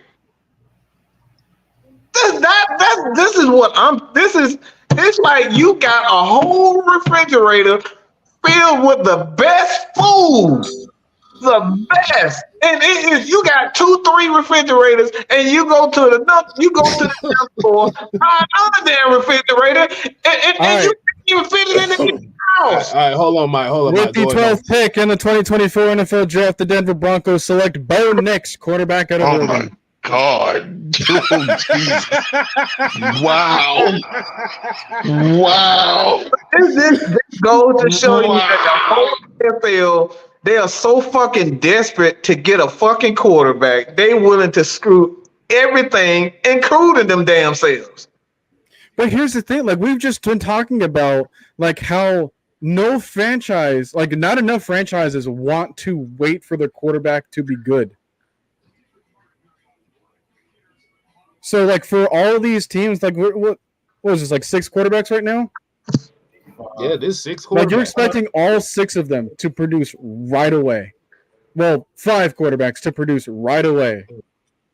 The other one's just going to get the Jordan Love treatment. And just hope that works out. But the only reason why the Jordan Love treatment works is because they drafted the quarterback first, and then they got the pieces later so that the quarterback can grow with his weapons. They should have now just the weapons are going to outgrow him. They drafted Bo Nix, bro. That shit ain't funny. Stop laughing. I didn't think that is Zach Wilson. I didn't think Bo Nix was gonna go that high, bro. I ain't gonna tell you no damn lie. You drafted Bo Nix? I didn't even think Bo Nix was gonna even be in the first round. The only time you saw this fucking play, he played a legitimate defense He looked like shit. We drugged the bastard for 3 years. I thought The it was fuck? He had a good combine. He took his punk ass to damn Oregon and brought his ass to Georgia and got drugged again. What the? But that combine LT, though. calm down before you blow up. Fuck that. Well, LT, calm down. Hey, come on, man. Come on. I'm sorry. Come on, man. I'm sorry. Look, phone sway. You would actually be Shannon Sharp being mad about the Broncos pick. Bo Nix at 12, dog. Man, this would be my 13th reason. Fuck this. That's not even your team. I'm a Broncos fan right now. You do, it was fitting. It's fitting. So you telling me that not one defensive player got took yet? Yeah, not one. First 12 picks on offense. First time in NFL history. Damn. I hope you're proud of yourself. So we said offense heavy. I didn't think they meant this heavy. I'm not gonna lie to you. We got second, third round quarterbacks going in the top 15. People reaching on tackles, wide receivers going like it's nothing. 6 quarterbacks in the top 12. We got Bo Nix.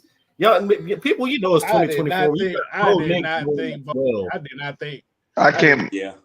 not think Bo Nix was gonna go that high.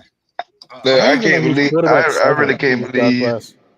I really can't believe that the Falcons gave him my 12th reason. Now the Broncos gave him my 13th. This is ridiculous. Also, I just read this off of Twitter. I don't know if this is true, but the dude who's been putting out his sources this year has been pretty on point.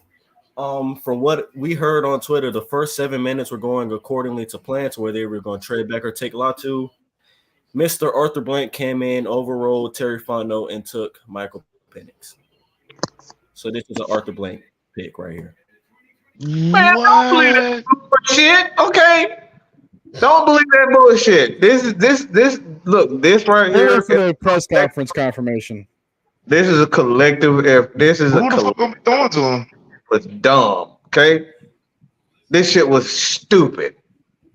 They listen to these niggas that watch the fucking games and go to the fucking games, and they trying to get these people in the damn stadium. This is all about fucking money. They had nothing to do with fucking football. Because if it had anything to do with fucking football, you would have drafted a fucking football player that's gonna actually play on the fucking field. It was to appease the media. It was to appease the fucking fans. This had nothing to do with football. Because if it had anything to do with football, like Noah said, somebody would have been playing. You would have gotten a starter. You drafted a fucking backup with the overall 8 picks. What in the fuck? All right, with the 13th pick in the 2024 NFL Draft, the Las Vegas Raiders select Brock Bowers, tight end or H-back out of Georgia. You dropped a fucking backup with the number 8 pick. So I got a question. Who the fuck throwing the Brock Bowers? O'Connell. Oh, Gardner Minshew. Sure, they got Aiden O'Connell starting right now. Well, that's what the draft. So, Mike, let me ask you something real quick. Mike, let me ask you something. So, what are you more pissed off about? Us giving the money to Kirk Cousins, or like spending dumb ass money? We spent $100 million on nothing, and then spent more he's money. He's gonna start though. The 8 number one top 10 quarterbacks are going to get anywhere between $15 to $20 million guaranteed. The only way this make this sense, they have to trade AJ Terrell or somebody of significance. This makes no fucking sense at all financially. You gotta do that, and you gotta cut Taylor Heineke. You can't keep Taylor Heineke on this team. Be honest with you. But see again, then that makes have Logan Woodside anymore. But that don't make no sense though, because why would you have Taylor Heineke restructure his contract? Nothing about this makes sense, bro. When does this team ever make sense? like I said, the thing is, it's not even like I said, it's not the Michael Penix pick. Like you say, the issue is if Michael Penix was the guy that you wanted, you don't pay $100 million guaranteed to another guy. Yeah, the preparation in order to get to that pick is not. It's not there. I mean, even then though, like but like us, we brought up injury history, age. You can't say he necessarily your QB for the future.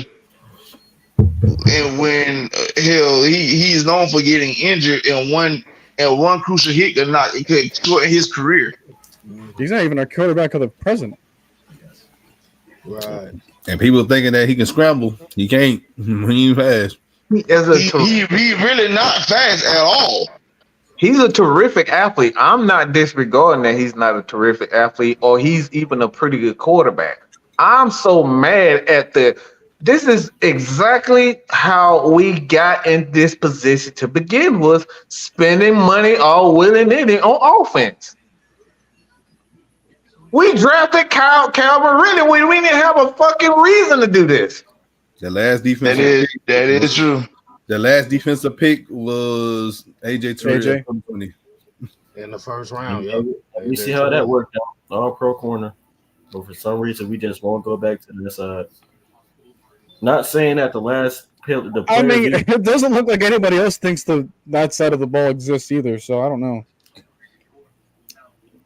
I mean, it is. And this is why the Falcons in the position they're in, because apparently people don't think that side of the ball freaking matters. I'm gonna say this because I don't want to piss somebody off. I'm gonna say it anyway. I hope Rich McKay wasn't in that damn war room. I hope not. Oh Lord. The thing is though, like Mike said, I think Michael Penix was the third. The fourth. Out here with this bullshit. I don't give a fuck how y'all. This makes no sense. This has nothing to do with Michael Penix and his ability. Listen to me slowly. If he were your guy to begin with, I am okay with that. He is a terrific processor of information. He is very accurate. He can throw the ball. He's a terrific athlete. But if he is that guy, why spend $100 million just to get yourself in a financial bind when you have to pay a guy like AJ Terrell? You have to make a decision on Jake Matthews. You have to make a decision on Grady Jarrett. It makes no freaking sense. And every year after that, you're gonna have to make a decision on your previous first-round picks. Yeah, which would be the weapons that you're trying to save for Michael Penix. I ain't feeling like Mike. I mean, I ain't saying the band is trash. He's not complete trash, but from what I've seen, yeah, NFL could be a strict. He could prove me wrong, but let me tell y'all something. I mean, the Pac-12 don't do nothing for nobody. I'm just gonna keep it a book. But they don't play no defense in the Pac-12 at all. We got I guess. No, we got some more picks coming up. Oh yeah, go ahead. Let me go ahead. I will go say something real quick.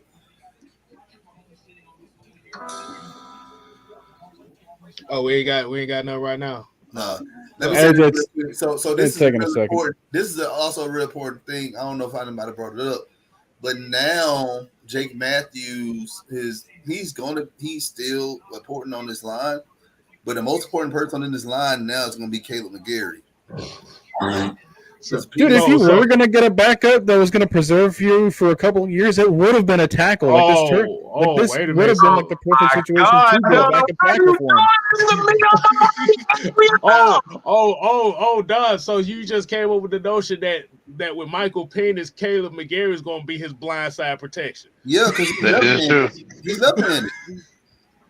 Well, this is going to be very interesting. Dude, all the wide receivers are going to have to relearn how to catch the passes because they're left spiraled. And we all got young receivers too that just learned how to catch.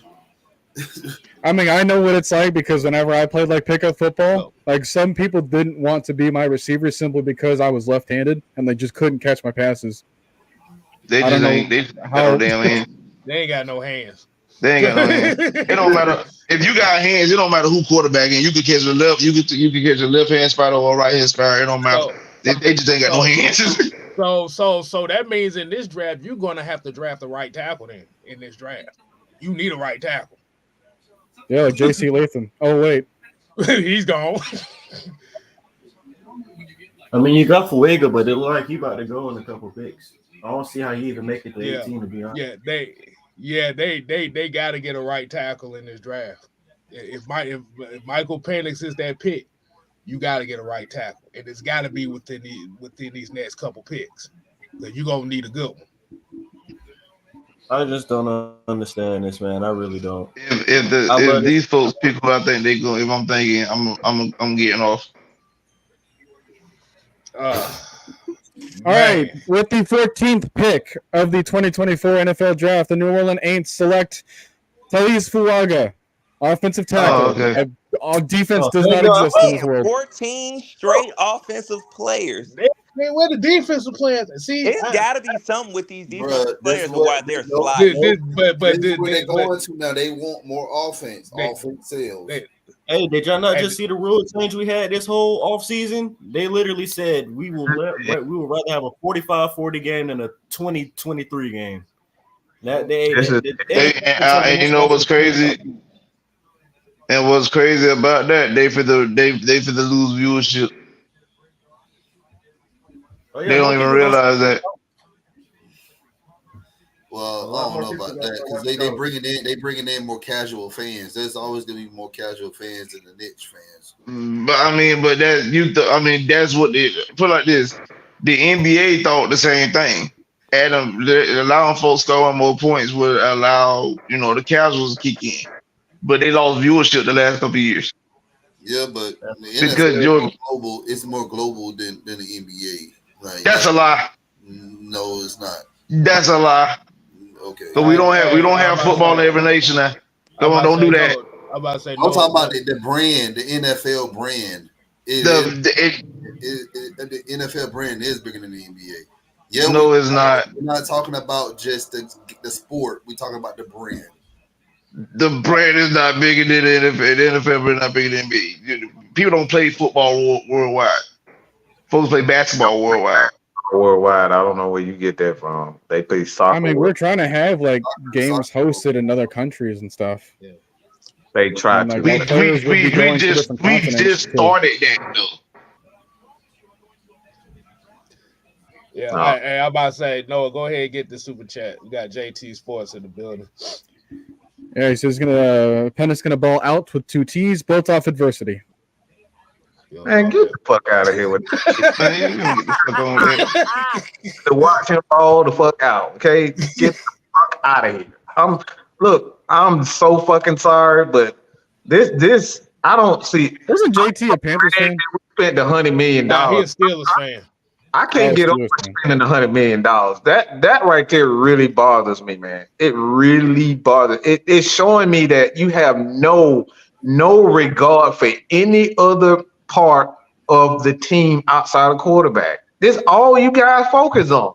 This is exactly what this franchise did. We focus on what the media said, the fans said, and say we're never going to deal with this ever again. So all this doing, you gave yourself an escape. If the fans don't like Kirk Cousins, you're gonna say, "Oh, fans don't like Kirk Cousins. Let's bring the black boy in." The thing about it is, your defensive line is your trenches is the oldest aspect on your team. And he's going to fit in what the offense would like to do in the NFL. So I'm not, this ain't got nothing to do with Penix and and I can't believe I'm gonna be saying this bullshit for all year for the rest of his fucking career. Michael Penix. What the, I don't want to say no shit like that on game day.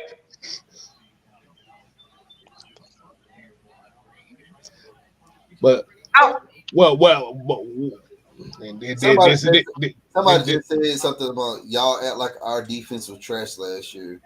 We're not saying it was trash, but it was on the up and coming. We still need we to add still, we yeah. need to add a couple more pieces to make it a dominant defense. So this Because what you this what they don't understand about mentioning we think the defense was trash last year. Defense was decent, but when you needed them the most, they couldn't make the plays. And that's why you need more. That's why you needed that extra oomph coming in to do that. Because see, you didn't make no moves in the offseason on defense side, at least that I didn't see. And so you thinking you're gonna do it at least in the draft to help at least short the pass rush. That's been our biggest Achilles heels for probably over a decade. But LT, everybody. Maybe it's just me, but again, listen to what we're saying. Hey, I don't think people getting it. Everybody getting it confused. Nobody said the defense was bad. Nobody said what Penix was bad. We are talking about the focus of a team. You're putting a player in a position over the game itself. When you spend $100 million on a quarterback and Kirk Cousins, and you turn around and you use your first round pick on a quarterback, and for the most part, what are you going to do with the rest guy? Because most of the offseason has been all about offense. All we did was trade away a quarterback and we signed wide receivers out of the A's. All right. We focus on every aspect of the offense. Okay. And I understand why, because that's what fans want to see. But at the same time, how are you going to sell this to a great Jared? How are you going to sell this to Caden Ellis and say you guys matter? the because thing is, literally everything you did has been surrounded by the offense, and you did nothing to help improve the defense. Nothing. Not only that, how are you going to explain this to a first time full time defensive coordinator in the NFL? That too. I'm baffled by the idea that the Falcons finally picked a black quarterback and everyone's mad. Like, like the steps we took to get here. Damn, man. We just keeping a black brother. No, I'm just playing. I would have been. We picked a black quarterback, first name Michael, left-handed. No. Wow, damn. that is like you said. Oh my God! Don't do that! Don't do that to me, bro. Don't do They listen to the fans because they trying to recreate the Mike Vick era. This is all this because the dude runs a 4-4. He runs a 4-4. They're trying to recreate the Mike Vick era. This is all this is about. They listen to these stupid ass fans they're trying to sell tickets and they're trying to get the media on their side. This is what the Falcons are doing. I would have been cool. I would have been cool with us just drafting Kentucky, just to be honest with you. Hang on. With the 15th pick in the 2024 NFL Draft, the Indianapolis Colts select Latu. Damn. Edge out of UCLA. God damn, man. See, man, this is some bullshit, man. I said first round target. Finally exists. They just passed the 15 pick barrier. I had Latu, Dallas Turner, Kenyon Mitchell, Brock Bowers, first Byron Murphy, and we didn't. I didn't get none of this shit right. I hope Verse falls to the second round to us. It didn't make everything right if Verse falls to the second round. No, look, we got more picks. I'm a support, but it's not gonna make anything right. They've already done what they've done, but at this point, they have to just focus on defense. You know, they have the rest of this draft had the rest of this draft. They have Carolina Panthers every pick. They have to find. They got to find at least 3 starters in this draft, which they can do because their coordinators. Like I said, they've never had to do with the first round pick. Maybe this is probably why. Yeah. And they've been hitting and striking on good players in the mid rounds like Kobe Turner, Byron Young, Puka Nacua. Like they know how to build those mid round guys into the prominent starters that they are now. But yeah, they're not going to take the sting away from what's the first pick. until everything else falls into place, which we won't know until not just like 2 days from now, but several months from now. Like, none of those other players are going to be talked about enough. It's always going to be about, like, hey, why this decision outweighed everything else. Right. You know what I'm really more upset about? What's up? Is the fact that we took quarterback 5 instead of edge rusher 1. But it's the fact that Raheem Morris was there firsthand in 2016 and seeing what happened when you have a great defense and a terrible great offense and a terrible defense. Good night, everybody. Good night. Good night. I can't do it. I can't do it. I can't do it. I can't do it. I'm Not even just that, though, man. It's also like you was in Los Angeles. You pretty much was the defense coordinator of the 2021 NFL champions, Los Angeles Rams. They had the top 5 defense. Yeah, but you pull some shit like this. Come on, bro. Maybe Raheem Morris is banking on his coaching more so than anything. Man, he's banking on that's a horrific idea. But again, like he's not even gonna play. Is your scheme right now going to match the scheme you're going to have for him when he's a starter in 3 years? Like, you're building him up in an offense that might not even exist by the time he's a starter. Because Zach, let's just say the Falcons win the Super Bowl. Zach Robinson may not even fucking be here. Yeah, even if we do that, like, then Kirk Cousins wouldn't be here. Then that would probably be better off for Penix. But like, the expectations would only be pushed higher because, like, hey, you just came off of a Super Bowl record and now you're trying to push the future. Like, even if best case scenario, like, it's not going to be good for him. Hey, man, we got a $2 super chat here from Sean Miller. Said not to mention Penix has a lot of big injuries. Thank you. I appreciate you, bro. We appreciate that. But yeah, like you said, I'm gonna reiterate this again. Like you said, bro, I was gonna talk about edge rushers all day. We 16 picks in, and we got one defensive player that got drafted. Listen, we're gonna be here. We went offense. Every fucking year we went offense. Every. I was gonna say we would just spend the whole year saying no Diddy. Bro, I had an 8-hour stream, and this is the thanks I got. Look, I just want y'all to know, guys. I clocked out of work early. Guys, look, y'all don't have to be mad at me today. This shit right here is whack.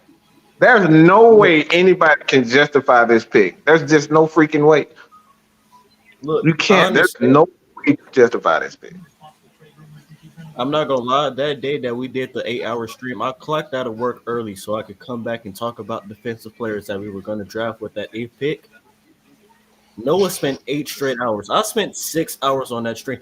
I have been watching film nonstop on Latu, Dallas Turner, Quinion Mitchell, Byron Murphy, and Terrion Arnold. You sorry bastards came in here, didn't trade that. And you took Michael Penix, who was going to be available in the back end of the draft. I love y'all, but I don't want to talk about y'all right now, bro. Because I guess what's going to happen when I go to school tomorrow. Oh, guess who the Falcons? I don't look. Tomorrow, I might as well have the headphones charged up all the way. I'm gonna put them on full blast. I'm not talking to nobody tomorrow because I know. Dude, my earbuds just died. Like, I just switched over to headphones. You better. I ain't gonna hold you, bro. I feel you coming from because I'm usually like the sports person at my job. Don't nobody ask me about the Falcons. Like, wow, what a surprise! Kirk Cousins is just as shocked and disappointed. Hey, unless we trade back. Hold on. Did you see that somewhere? Yeah, it was a tweet. I was like, oh, hey, Kirk Cousins was just as shocked and surprised that the Falcons have made this decision. Well, join the line. All this telling me that they thinking about trading him next year. That's the only way that this makes any sense. They just trying to get instant success this year. Kirk Cousins had a whole interview. But that's jumping the gun, though. Hey, but wouldn't that be You know what though? But you know what though? I had to put things in perspective. We don't even know what the penalty going to be like for us next year's draft because of the tampering with Kirk Cousins. So we very well might not even have a first pick next year. So he got to also. I'm just playing devil's advocate right now, which is so hard to do right now. Don, I Kirk appreciate Cousins had a whole interview where he was like, "Oh, hey, I want my kids to remember me as an Atlanta Falcon. Dude, those kids are gonna have iPad, tablet, baby attention spans and memories if they're gonna remember him as a Falcon." Man, Hey, I'm not gonna lie to y'all. I'm not gonna lie to you. The only way that you can even not even really gratitude this pick or satisfy anybody, but you have got to have the best day 3 in NFL draft history. Unless you about to trade back in tonight, the 3 picks tomorrow better turn into some Hall of Famers, All Pros, Pro Bowl or something. They better turn into something. Because if you trade away all of your picks from next year, they won't have any picks to take away from you. All I'm gonna say is if you draft anything, if you draft the wide receiver with that 43rd pick tomorrow, expect me to be off this live tomorrow. That's all I'm gonna say. I'll be on live tomorrow. If they draft Ricky Parcell, Latham, McCarthy, AD, I don't give a damn who's available. If they draft any of them 3 receivers or offensive linemen, or I swear to God, a tight end or a running back, I'm off this live. I'm off the live, and I might just turn off the TV. If it is anything, if them 3 picks tomorrow are defense, maybe wide receiver, but I love some more defense. I can't. You can't talk. You can't tell. They're gonna end up picking. They're gonna pick Latham. They're gonna pick Latham. If they select Latham McCarthy, we know what it is. If they select Latham McCarthy, we know what it is. They're gonna pick Blake Corum. Hey, I wouldn't even. I love the Blake. I love. Of course you would.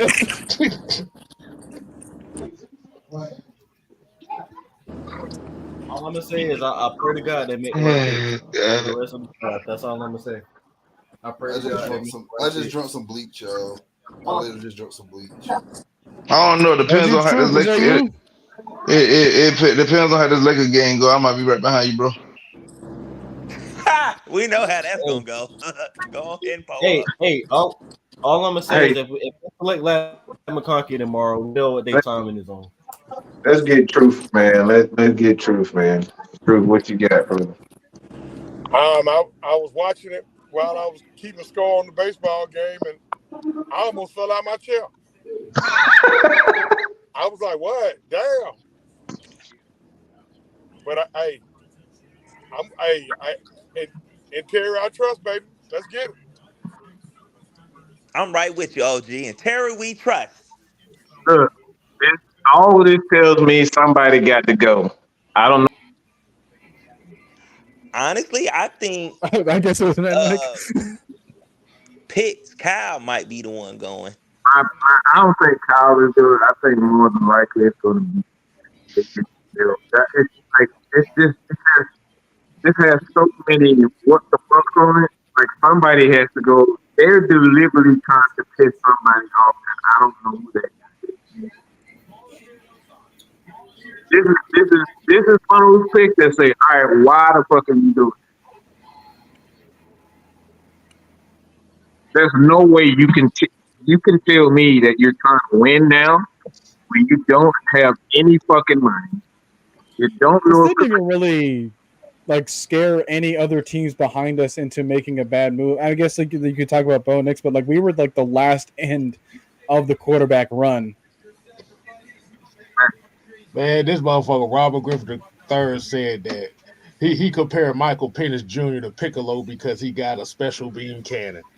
Get your lame ass up out of here with this shit. I almost said something on this live, but I almost said something on this live. I almost said something on this live, boy. I'll tell y'all. Don't call my damn name. No, can the Piccolo fuse with Kami to become one being? No. I'm hold on. Let me see if I play it right quick. Hold on. Noah, they just got my guy, Noah. They just got my favorite interior guy, Noah. I haven't announced it just yet. All right, man. What we got? What we doing? Bowers. Who mentioned Bowers? Oh yeah, he's a Raider now. Going to Vegas. Whoa. You know they got rid of Darren Waller a couple seasons ago, so makes sense. Didn't he just retire? All right, with the 16th pick in the 2024 NFL Draft, the Seattle Seahawks select Byron Murphy, defensive tackle. What school he came from? Lord. Yeah, Texas. Somebody said the Atlanta Falcons made history as the first NFL team to use auto draft in the NFL draft. Apparently.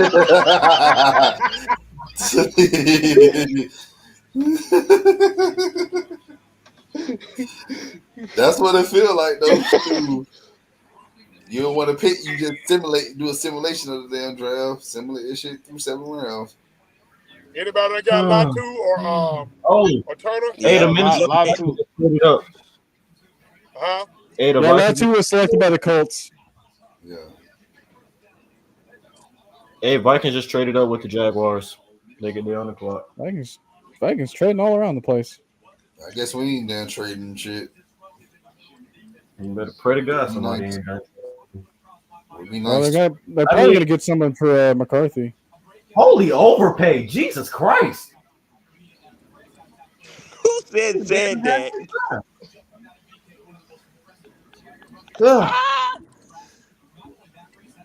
Oh man. All right. So, I'm done pick. I'm gonna give my Michael Penix overview because of course I've been watching him for the past year. Well, not really the past, probably the last 2 months. To be honest, he's like I say, he's the 4th best quarterback in this draft. I had him over McCarthy just because of the arm strength and the accuracy. The injuries scare me a lot. Even though he hasn't been injured in the last 2 years, so that's a good heads up. But overall, I feel like the best thing for him is to sit down, even with how old he is. I think it's pick 18. All right, with the 18th pick in the 2024 NFL Draft, the Minnesota Vikings select Dallas Turner, edge rusher out of Alabama. Minnesota's having a good draft so far. So you telling me that Minnesota let what the boy named Everett Griffin walk and they replaced him? Yeah, that seems smart. Oh yeah, they also got the Texans defensive end that had 12.5 sacks last year. So they got who? Hunter.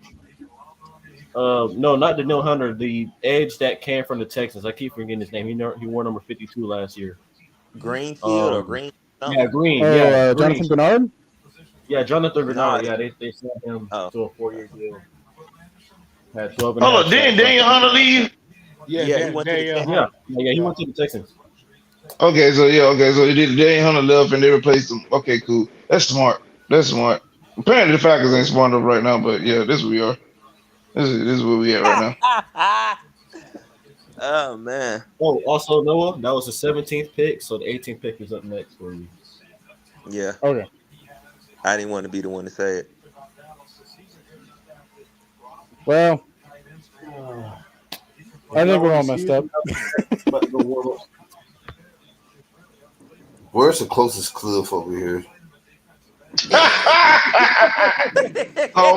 Stone Mountain. Google Maps cliffs near me. They ain't high enough.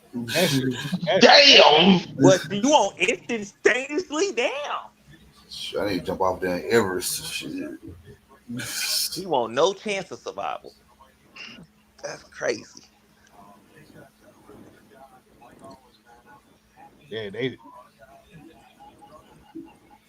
said that's crazy. They said Kirk Cousins didn't even know they didn't even let him know.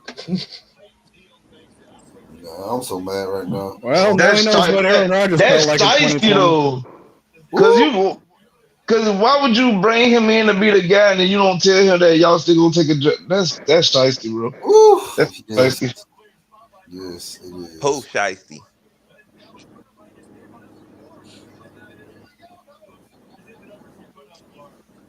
Oh,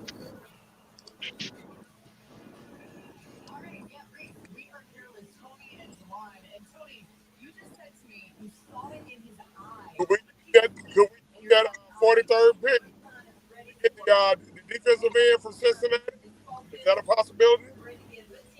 Yeah, but you got to pay him though, OG.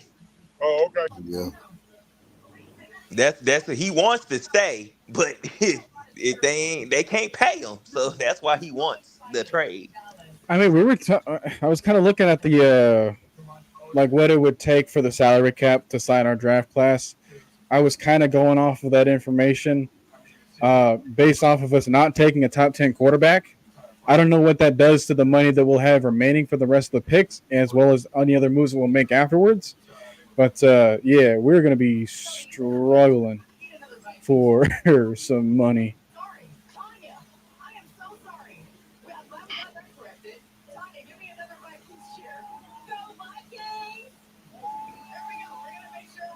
I know that was the first shot on the draft. I can imagine the games. OG, you cutting in and out. Okay, I'm gonna get out of here, man. I'll get back on when I get home. All right.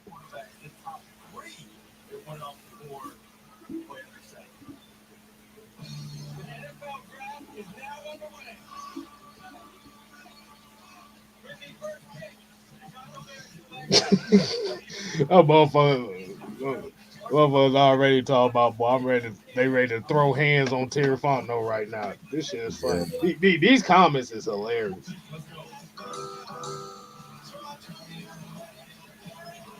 I mean, it's folks got every right to right now because that just don't make sense. But they ain't lying.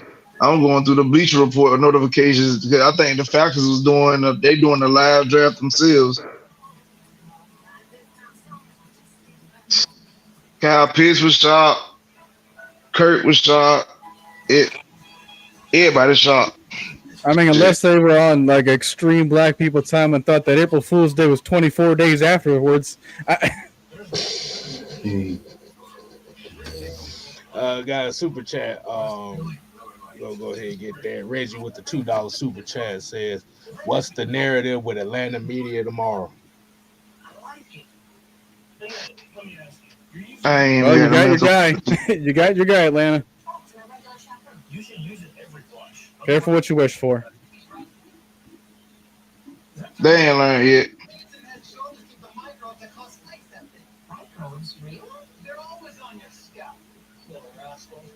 I'm so fucking pissed.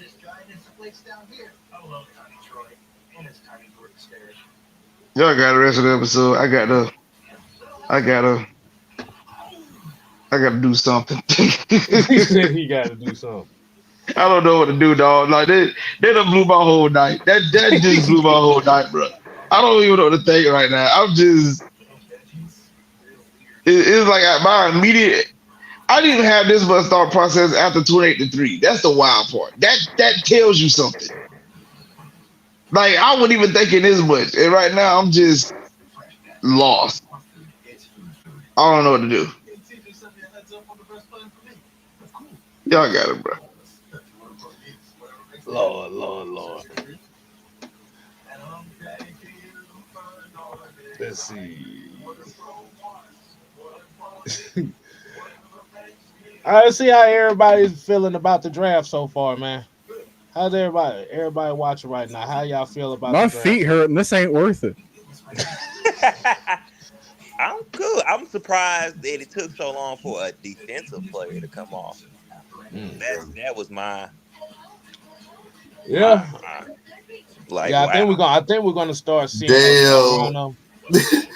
Somebody said about Michael Penix Jr. Somebody said, "Was this the tampering punishment?" Magnus said long-term vision here. Plus, we don't know if that tampering shit will affect the 2025 draft. So if your guy is there, do it now. Terry, I totally understand.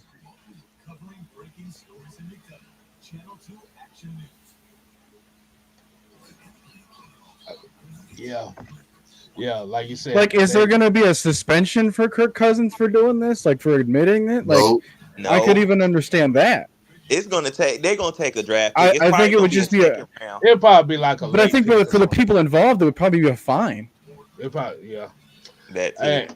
ATL hometown Falcons with the $10 said you have to go back Falcons because if Kirk gets hurt, who we got. So I am good. Another person that's just as equally prone to being hurt.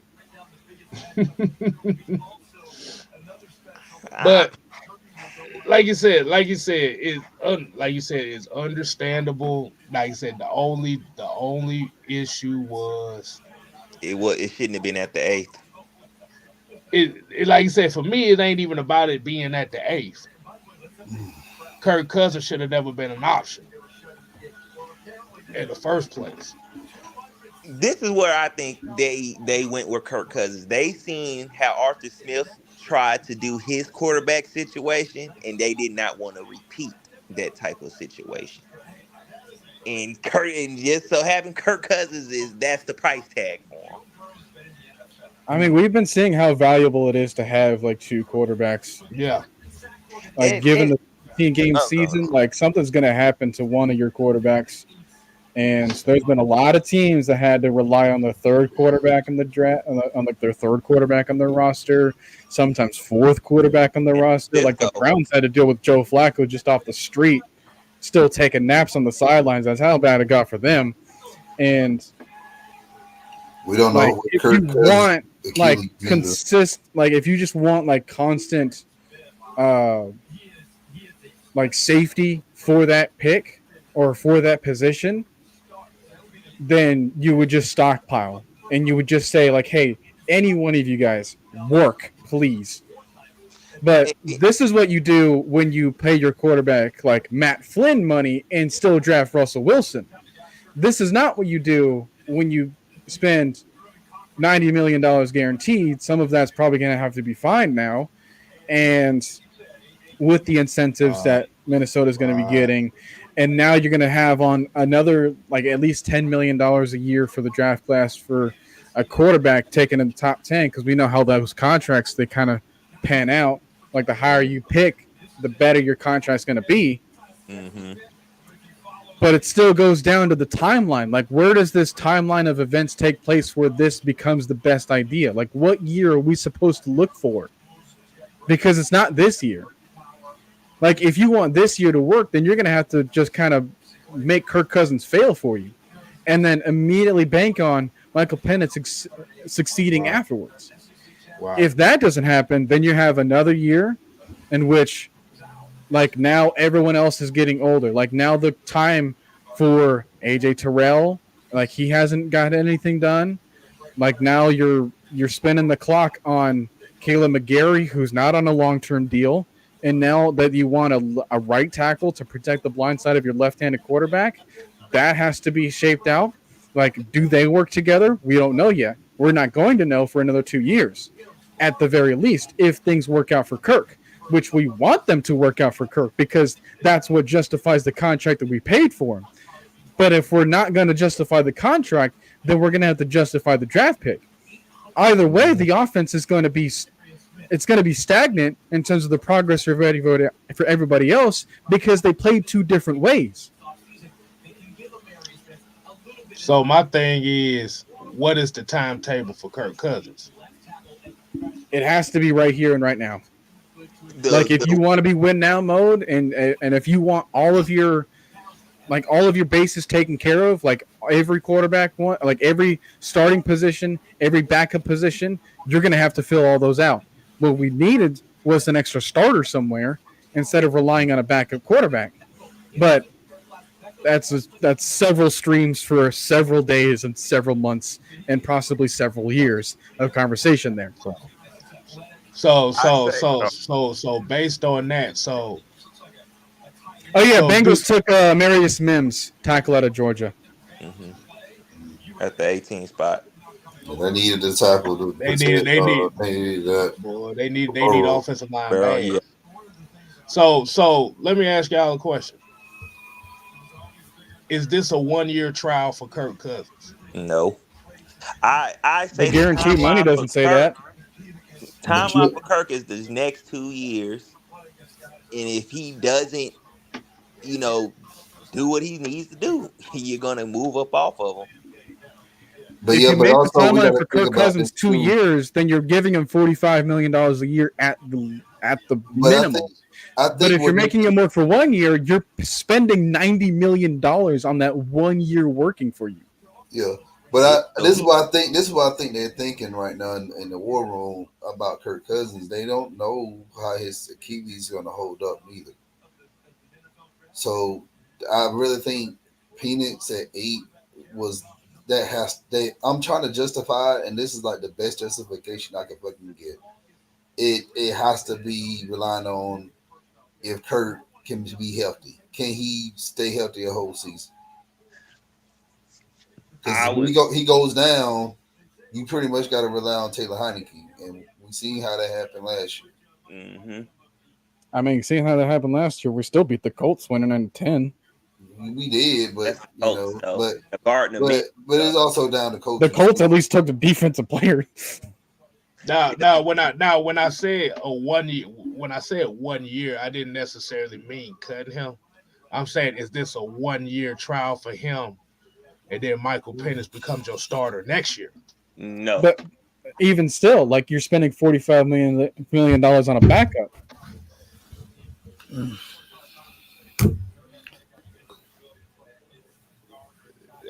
Like, are you going to live with that as a coordinator? Hey, look, like I said, you picked the quarterback at 8. Like you said, the thing about it is most quarterbacks that's picked that high don't sit on the bench very long. But it shouldn't be like that though, and it's been like this. Talking about like that. It's been like that for the past 10 years, man. Like you said, especially when to what kind of success? Exactly. A lot of these guys are failing. Like you mentioned, how many out of that class of quarterbacks that was so supposedly great, all of them got rushed out there and failed. And they didn't, and like I said, their fan base didn't want to wait for them to be good. Now you have a guy in place with Kirk Cousins, and you can let this guy sit. Now I understand giving him all of it because I didn't like that neither, though. I didn't like why y'all give him all of it, but that's just the price. The price tag is up for these quarterbacks, no matter what you do, no matter who it was, unless you was going to get like a Jacoby Brissett or somebody like them. Do you? And like I said about earlier, they seen the Arthur Smith experiment, trying to get somebody to teach another guy. It's like I don't think they wanted to take that type of chance with it. They rather pay. They looked at it. All right, we rather pay Kirk Cousins because we know what we can get with him, but we're going to get our guy that we believe is still the future. But this is our win now guy. That's the only way I kind of see that. Did y'all get this the same success? The Rams pick? I have not yet. No. Oh, okay. Who did the Saints pick? They picked a tackle. Fuaga. That was a Fuaga. Yeah, I saw that.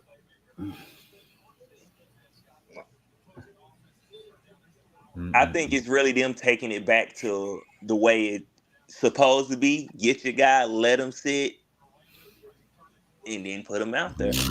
Like, even though they play differently, he can still learn from Kirk Cousins. He can still learn the off-field, how to be a pro. He can still learn the on-field things. It's still a surplus beneficial thing to be in a room with a man who has been in the game and knows the game.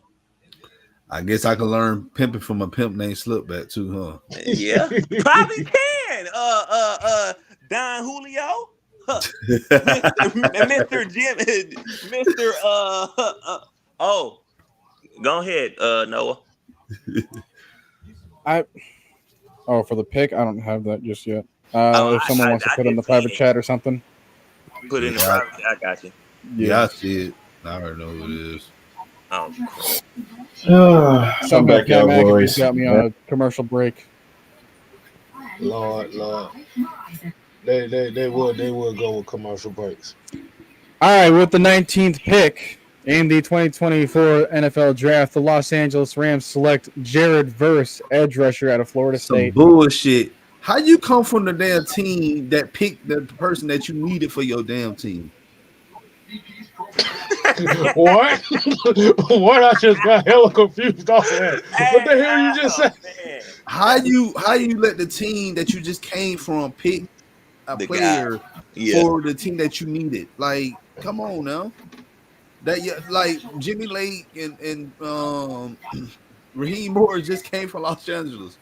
They gave us an 11 pick head start too. Yeah. Mhm. Yeah.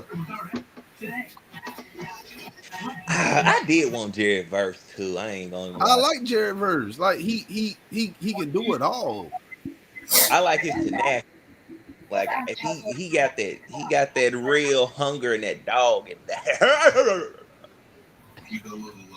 Guys, can I put a bold prediction in here? Yeah. What's up? There's 12 picks left in this draft, and this is probably the fastest I've ever seen a draft go so far. Hell yeah. It ain't even 10:30 yet. And we already at pick 21. See, But, this is how a draft. See, this is how the draft's supposed to be. Hell yeah. Yeah, not every pick going to 10 minutes, and then you going to sleep at 12:30 at night, and then day 3 you ain't gonna go to sleep till 1. I mean, but yeah, I have a feeling. I just have this odd feeling that we're gonna trade back in. I don't know what the compensation gonna be. I don't know what team it's gonna be with. If I'm gonna be for real, I'd probably say either Arizona or Detroit. That's probably my guess. Because those two teams, I was just thinking that what you were thinking that we're gonna do that. We Yeah, got two third rounds. Yeah, I mean that's what I'm saying. You got 2 third rounders. Package one of them third 74 and a 4th round pick. Get the 27, get the 28, and go get a corner or edge rusher. If in my And like opinion, what I was 12 picks left. There's every top corner that you want is still available. Yeah. Eugene, McKinstry, Arnold, Quinyon Mitchell, Nate Wiggins, Max Milton, Elijah Jones, all those guys are still available. Hey, look, don't forget Cooper DeJean. Oh yeah, I like Cooper DeJean. I think he actually is the best corner to me. I feel like he'll turn to safety. I feel like he's going to take I think he'll be a better safety. Go to hybrid safety. all right with the 20th pick in the 2024 NFL draft. The Pittsburgh Steelers select Troy Fautanu. Who? Offensive lineman. Yeah, that's what I was expecting. Yeah, offensive guard out of Washington. Okay. Oh, okay. I'm trying to think about who is that. Yeah, I was like, who? No, he was definitely in the category of first round talent. And then it's also how you said it. It just flowed all together. It sounded like one word. So I was like, what? Wait a minute. That's a good pick for them. They needed it. Their offensive line is getting old. Yeah, they got to protect Russell Wilson. Mm-hmm. But the one That's thing so the one thing I will say about Terry Fontenot, and this is where I'm kind of scaling back on the upsetness about it, is he's found gems in the middle round. So, like I said, the coordinators have equally done that too. Yeah, and not only that, look at all the defensive players that is going to be pushed into these later rounds now. Yeah, I'm not gonna lie. I mean, let's think about it. You got DeMarco Helms, you got Taquan Graham, you got Marvin Harrison. I mean, not Marvin Harrison, but Zach Harrison. Zach Harrison. Jesus Christ. The other Harrison out of Ohio State. Troy Anderson. I mean, he knows how to find his gems. It's just like I feel. Clark Phillips. The thing is, though, I don't know why we didn't think about this earlier. You have 2 guys at your head coach and GM position that know they can go find some guys in day 2 and day 3 and turn them into good caliber guys. Mm-hmm. So you can kind of expect them to seriously take who they want at 8. I just didn't think it was going to be Penix. Do I think Penix is a first-round quarterback? Of course, just not top 10. At 20, like let's say you trade back to 20, he falls, you get Penix. Okay, I'm cool with that. That's actually a pretty good pick to me. 8, you don't get any picks and you didn't trade back. It's like I don't really get it. Like I said, I'm kind of calmed down now, so I'm looking at this from a perspective. I still don't get the pick, like the timeline. I really don't get the timeline of how this is gonna work. Because I just feel like Kirk Cousins is like, what did I do or say for y'all to go get my successor already? If anything, I thought they would have did this next year. Who Now, of is course, there going to be picked next year, though? yeah, that's the thing. Though. They don't know what picks are going to get taken next year because we know some picks Well, are not going only to get that, taken. Not even that. I'm talking about as a quarterback. Who is there going to be picked? And then not only that, Terry Fontenot said they don't plan on being in the top 10 range or anything next year. So yeah, like if he works out, then you're probably going to pick in the mid to late 20s. You're hoping 30s as your first pick naturally, but Now, see, the thing is though, I can't really be upset about this because they treated that number 8 pick as a luxury pick after the last 2 free agencies, and we knew it was going to happen. Sooner or later, we knew one of these picks was going to be a luxury pick, and it just turned out to be the number 8 pick. That was a luxury pick. You got Caden Ellis for the next 2 years. You got Tristan for the next 3 years. You got your defense is pretty much set with talent. You got your offensive talent in. Your offensive line is good. You got your wide receivers. You got your running backs. You got your quarterback. Deep edge rushers, edge and corner still need some guys, some top tier guys, and I will pray that you either trade back in for one of them or take those 2 positions with your first 2 picks tomorrow. But it just, I don't know. I feel like this could end up. I hope it. I pray it doesn't backfire. But if this works out the way I think it works out, I don't think Kirk. I seriously don't think Kirk Cousins finish out that whole 4-year deal. I think they trade him after that 2nd-year deal. That 4th year is void automatically anyway. No, really, no. The 3rd and the 4th. The 3rd and the 4th year is void. It ain't nothing but $10 million he's getting in that. I feel like after that 3rd year, everything else was kind of voided. So here's the other thing too. Like the last 3 draft classes, right? I don't believe that most of these people have hit their peak. Yeah, like I don't think we've seen the best out of Kyle Pitts. I don't think we've seen the best out of Drake London. We definitely haven't seen the best out of Bijan Robinson. I don't think we've seen the best out of Ronald Ebiketie. I don't think we've seen the best out of Zach Harrison. I don't think we've seen the best out of Clark Phillips. Like there's all these different people like Drew Dahlman, Matthew Bergeron. I don't think we've seen the best out of all of them. But when do you want them to peak? If they all want to be at the same time, then there's going to have to be a year in which all that matches up, and it's not going to line up with the quarterback that you selected. Because some of them are going to be playing for contract seasons. Some of them are going to be playing like for their own jobs because of their competition. I think if you think about it, Kyle Pitts is really playing for a contract this year. Yeah, this is I was just going to say that. I was just going to say he's playing for a So that's why the offense has been trying to be built around him for this upcoming season. Yeah. Problem is that now you're putting a lot of responsibility on the only weapon that has been hurt. I don't think they putting all the responsibility on him. I just think now they're saying, hey, we got a quarterback. Now you have to deliver. You have to uphold your end at that number 4 pick at you. Because that's it. In a way, I would think people would say that pick is not justified still. Oh yeah, no, definitely. It was only there for the first year, and because Arthur Smith was very adamant about making sure that his top picks were going to work no matter what. That's why the first year it was all about Kyle Pitts, probably because it had no choice but to be about Kyle Pitts. The next year, it was pretty much all about Drake London, despite the quarterback play. The next year, it was all about Bijan Robinson, despite the quarterback play. Now, see, the thing is, that kept happening less and less, though. The thing is, though, I think the only way, and I think this is kind of what they're looking at right now, is that the guy, let's say Drake London has a breakout. Let's say he goes for like 1,300 yards. You're not going to have to pay a tight end and a running back his type of money. That's really the only way I can really see them saying, okay, you're still going to have this big 3 with Michael Penix, because you're not going to be paying Penix a lot, but you'll still be paying your big 3. So maybe that's what they're getting at, because I don't think you're going to pay Bijan more than $18 million, but really $15 million. I don't think you're going to pay Kyle Pitts more than $16, $17 million. And Drake might make about 18 to 19 if he really blows up like that. So maybe that's where market. Bijan might not be here after 5 years. Yeah. Maybe that's what they're getting. Now, Bijan is kind of online with Michael Penix. Bijan and Michael Penix contract years are basically back-to-back right now, so you don't really have to worry about that. The only thing you really have to worry about is Drake and especially Kyle Pitts, because you don't know if Kyle Pitts is even going to make it to 2026 with your team, depending We on have contract 3 more talks. years out of guys like Jesse Bates, though. Like at that point, you're gonna have to rebuild your defense again. Yeah, but expect everyone else to develop all at the right time. But when is that that time? we got some 3 more more picks now. drafts too. We got has any new picks came through? I'm still waiting on Miami with the 21st pick, at least on my end. So if anybody else is faster, go ahead and put it in the private chat. They're just now showing the dang Steelers pick on mine.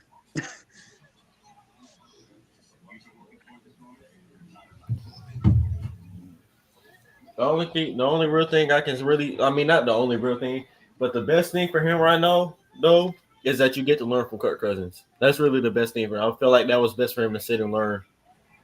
I feel like it's really going to benefit him the most out of anything. Even though they throw with opposite arms, it's still like you're throwing the ball the same way most of the time. But he's ambidextrous too, though.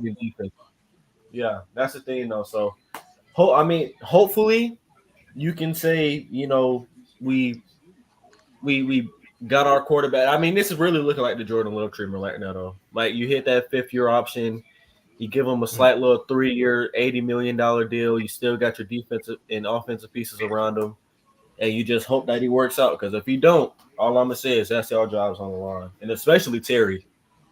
But like I said, the only reason as to why Jordan Love would have worked is because when did they get Christian Watson? When did they get Aaron Jones? When did they try to maintain him? When did they get Rasheed Walker as their left tackle? Like, these are all after they got the quarterback. We're doing the same process, but we're doing it in reverse order. Oh, Lord. Like, we just paid our right tackle, but it wasn't for very long. By the way, the 21st pick in the 2024 NFL Draft, the Miami Dolphins select Chop Robinson, defensive end out of Penn State. That's a surprise. I was not. They really need defense. Christian Wilkins, they got to keep him there so you. They did lose Christian. Dang.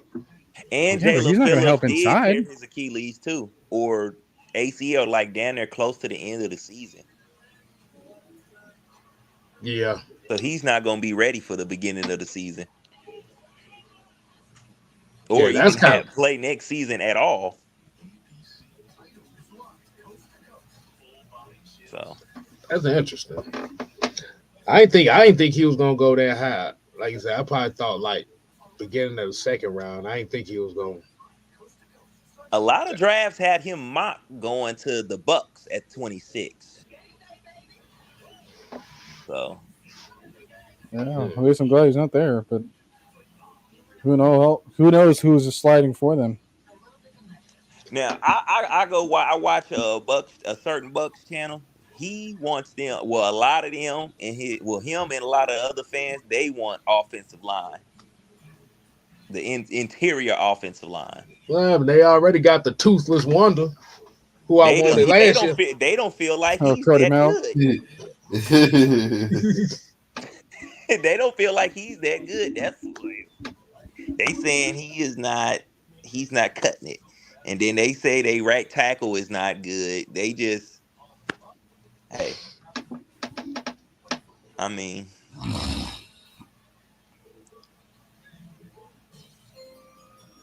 but like you said, the thing is,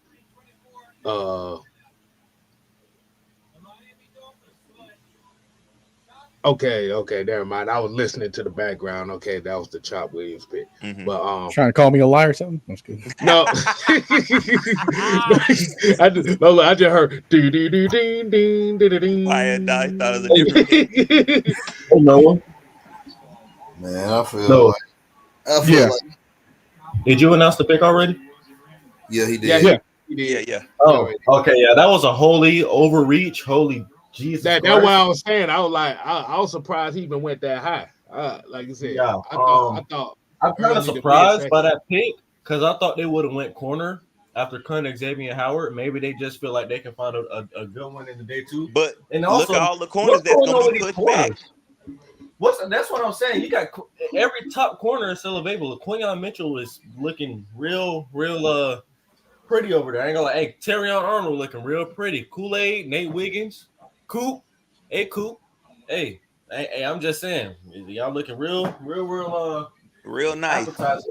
You know? Man, fan base that definitely been drinking the Kool-Aid. Oh, the Dolphins might have didn't go corner because they got Kendall Fuller. Oh, I forgot to sign him. Yeah, that's why.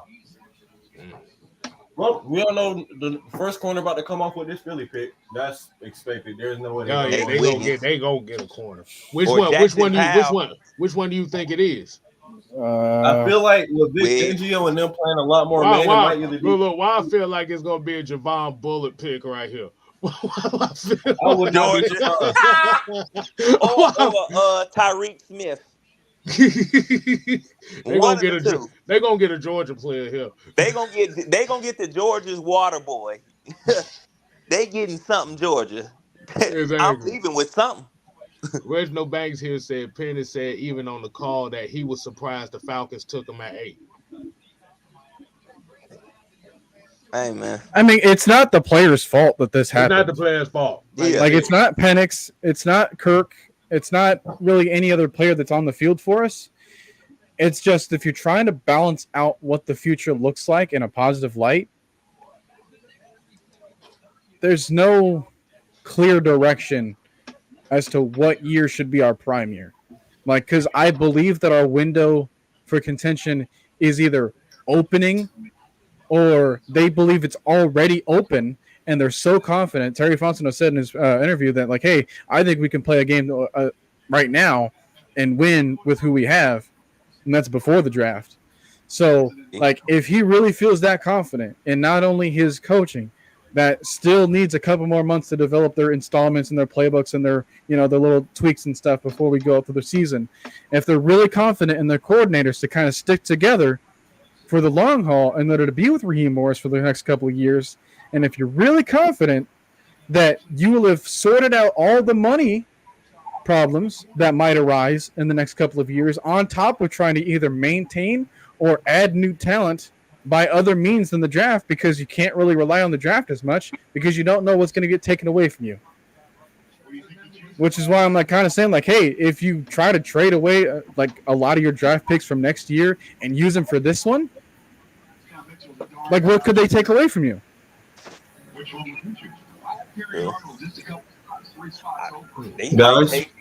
They could take probably another. Well, even if you said trading them, they probably just take the year after that to a pick then. They gonna get that restitution. You embarrassed me on national television. I want my restitution. All right, so I got a question for y'all. So let's say we trade back in, right?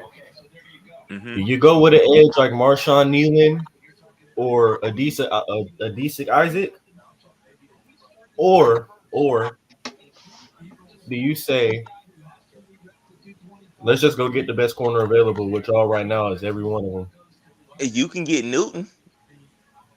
Oh yeah, you still got Johnny Newton available too. If we trade back in, that's the only person I would want. I'll take a new. I gotta get some. I gotta get some in my trenches, man.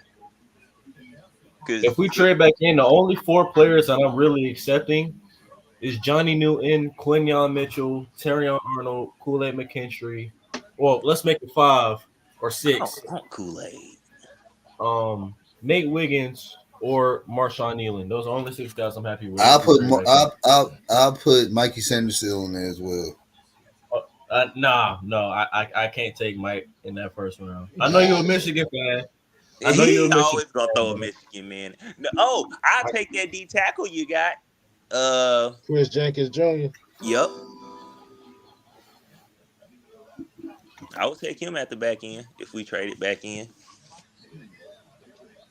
But I would go with Trey with what Trey said. I'll take out Kool-Aid because I heard he has some, off the field issues, some attitude problems, man. We ain't got time for that. Then again, his name is on the clock right here. What do you expect? Hey man, bitter and sweet. Exactly. How do you believe that Eagles could also take like Graham Norton or something? Like just an offensive lineman that can play anywhere. Yeah, After I losing see them Jason taking Kelsey. Powell too, because they center gone. Kelsey is gone. They need a center. Oh yeah, To Ben keep that Powers line Jr. is strong. looking. He The dropped All Eagles right, with the usually 27. don't. All right, with the 22nd pick in the 2024 NFL Draft, the Philadelphia Eagles select Quinyon Mitchell, cornerback out of Toledo. What? They didn't take a Georgia player? I am That's what I'm about to shocked. say. They ain't pick no Georgia player. Oh, They didn't pick Kamar Lassiter or something. Damn, Quinion Mitchell. I mean, I was expecting the corner. A corner had to come off at some point. Eventually. I They feel like need it's about to be, they need DB help. it's about to be a run on them. That's all I'm about to say. It's about to be a run on them because Jacksonville right up next with a cornerback need, and Terrion Arnold sitting right in their face.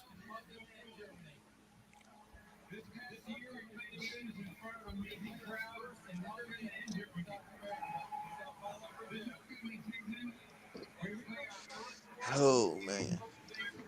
And also too, we gotta. I wanted to say earlier when everybody was in an uproar, we gotta remember it's other picks that we overall draft. Even though that was, yeah, that was a doozy a little bit. Yeah, that was a hell of a doozy right there. that was a doozy. That was a Still, hell like, of a doozy right there. Again, the people that this was supposed to satisfy are still mad. I mean, hey, so like y'all Got y'all guys Jacksonville have on the been clock. saying. They could probably also go receiver. Who's they going? Yeah, because they lost Ridley. I mean, they What side Gabe receiver would they Davis. take though? They have Christian Kirk. They have Zay Jones. I think they They're may just go. there's not that X receiver though.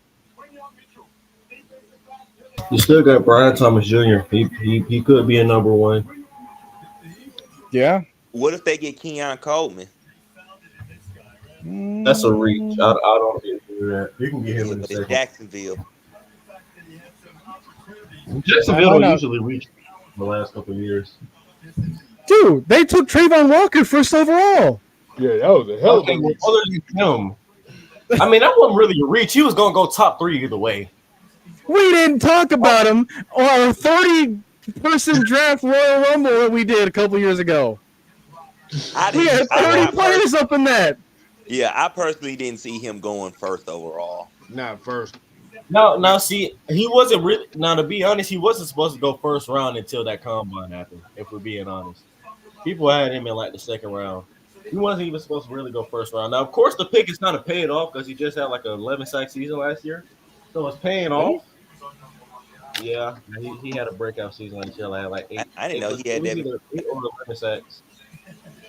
Boy, be motherfucker. I thought he had like 11 career sacks. Why do I feel like why I feel like this next pick about to be a reach? Who's next? Oh, Xavier Worthy. My fault. Xavier Worthy first round. I can see that. I mean, there's another Xavier Leggett. Why Xavier Leggett first round? I mean, not first round, but that's another one too. Because I can see this Jacksonville. Class is loaded. I can see Jacksonville wanting to really test and see if the hell is their quarterback. Sunshine really is what they want before they pay him. Because remember, he's still the last quarterback of that supposedly best quarterback class. I don't know. Mac Jones could creep up. So, but that creaking door just played right, just fit right in where he was going with it. Yeah, I was going for the horror element with Mac Jones there. oh yeah, that is true too. So, I can see them trying to force feed him weapons to see if that's gonna work. I'm trying to. I think they may go O-line here. I think we're gonna see another O lineman. I feel like their offensive line is kind of fine Solid. for the most part, but It's they're solid. just But the thing is, with Sunshine's contract coming up here soon, are you gonna be able to afford to keep a couple of them guys? Mm. I mean, didn't I they mean I just pay a do couple of their linemen? I could have sworn they just yeah. bought. They just paid a couple of them, and then one of them was on a rookie deal because they had just drafted one last year. Yeah, like I feel like they're fine. Like if anything they could be like having some experience with injury like here and there. Yeah. But it's like not severe enough to go here. But then again, who are we to talk? Oh man. I think my idea of a reach here would probably be Braden Fisk here Oh yeah. for Jacksonville. Mm, Tavondre Sweat. I don't think nobody gonna touch him until fourth. I say three. Mm.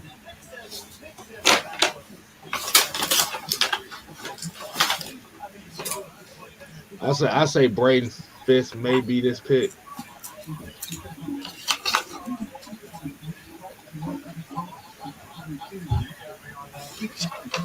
I I like don't I know. I said, would kind of get. I like would They kind of might guess can some go sort of corner wide too. They receiver. self. I mean, why wouldn't you?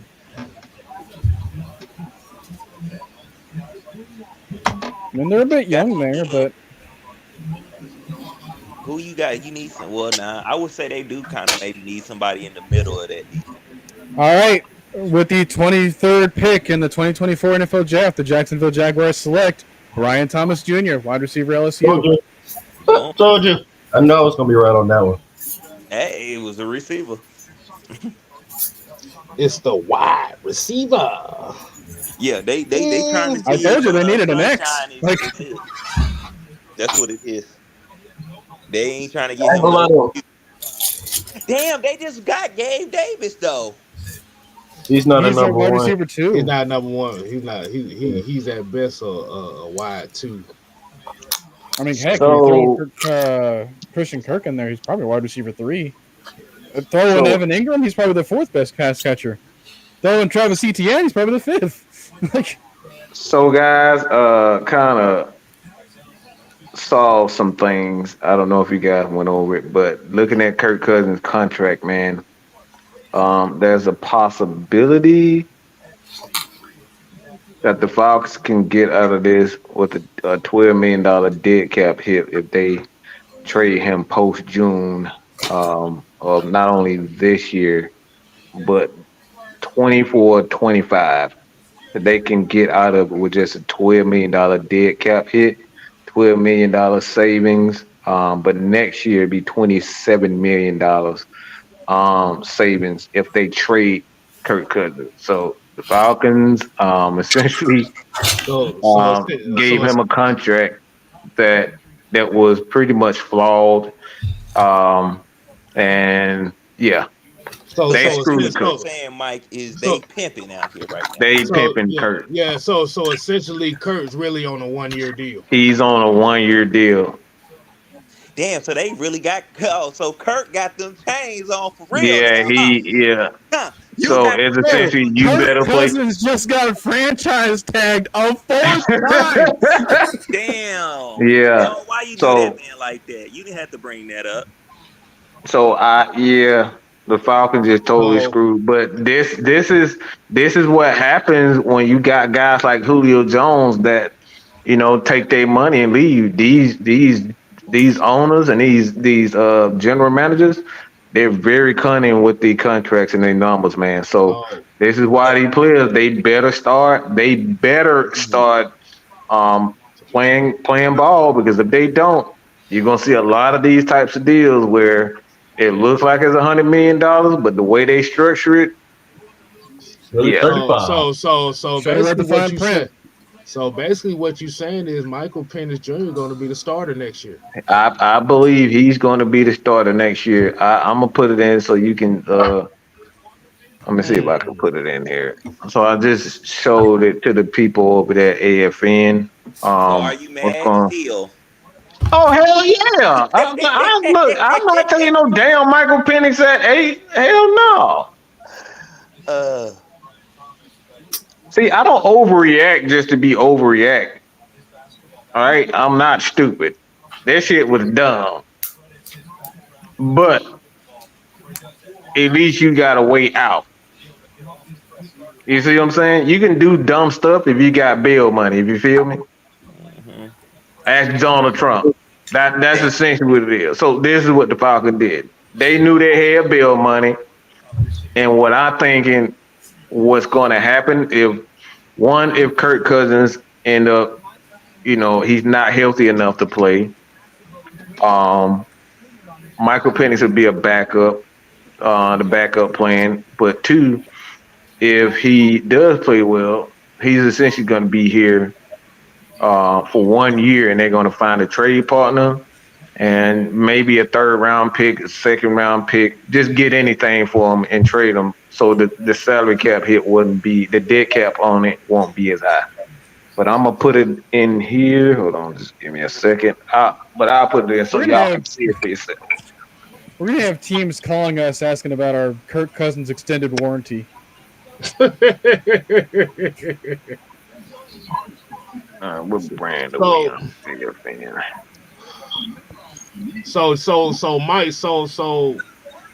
So Mike, by you saying that and by you bringing that up to me, right? Hey Maggie, is Kirk Give me a Cousins minute. really Give me a going? minute. Give me a minute.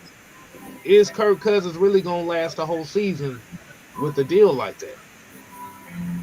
The way the contract is set up, man, I don't Kirk think Kirk. Cousins could quite possibly be pissed off and say, "Yeah, I pay this year, but we gone. I'm done." So And my we're phone so is. so so Go we're ahead. really looking at a case where Kirk Cousins might not even end the season as a starter. That's the starter. Yeah.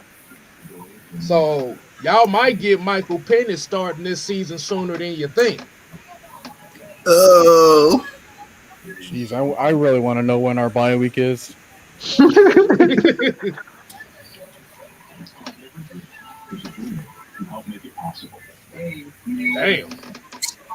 See, I didn't know that. It goes back to what I said though. Like, hey, like your best case scenario for Michael Penix has to be the worst case scenario for Kirk Cousins. Mm-hmm.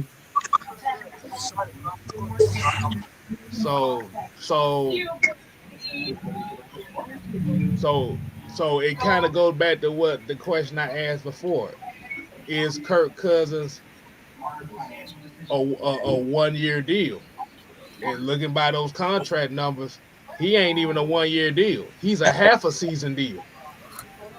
damn. Do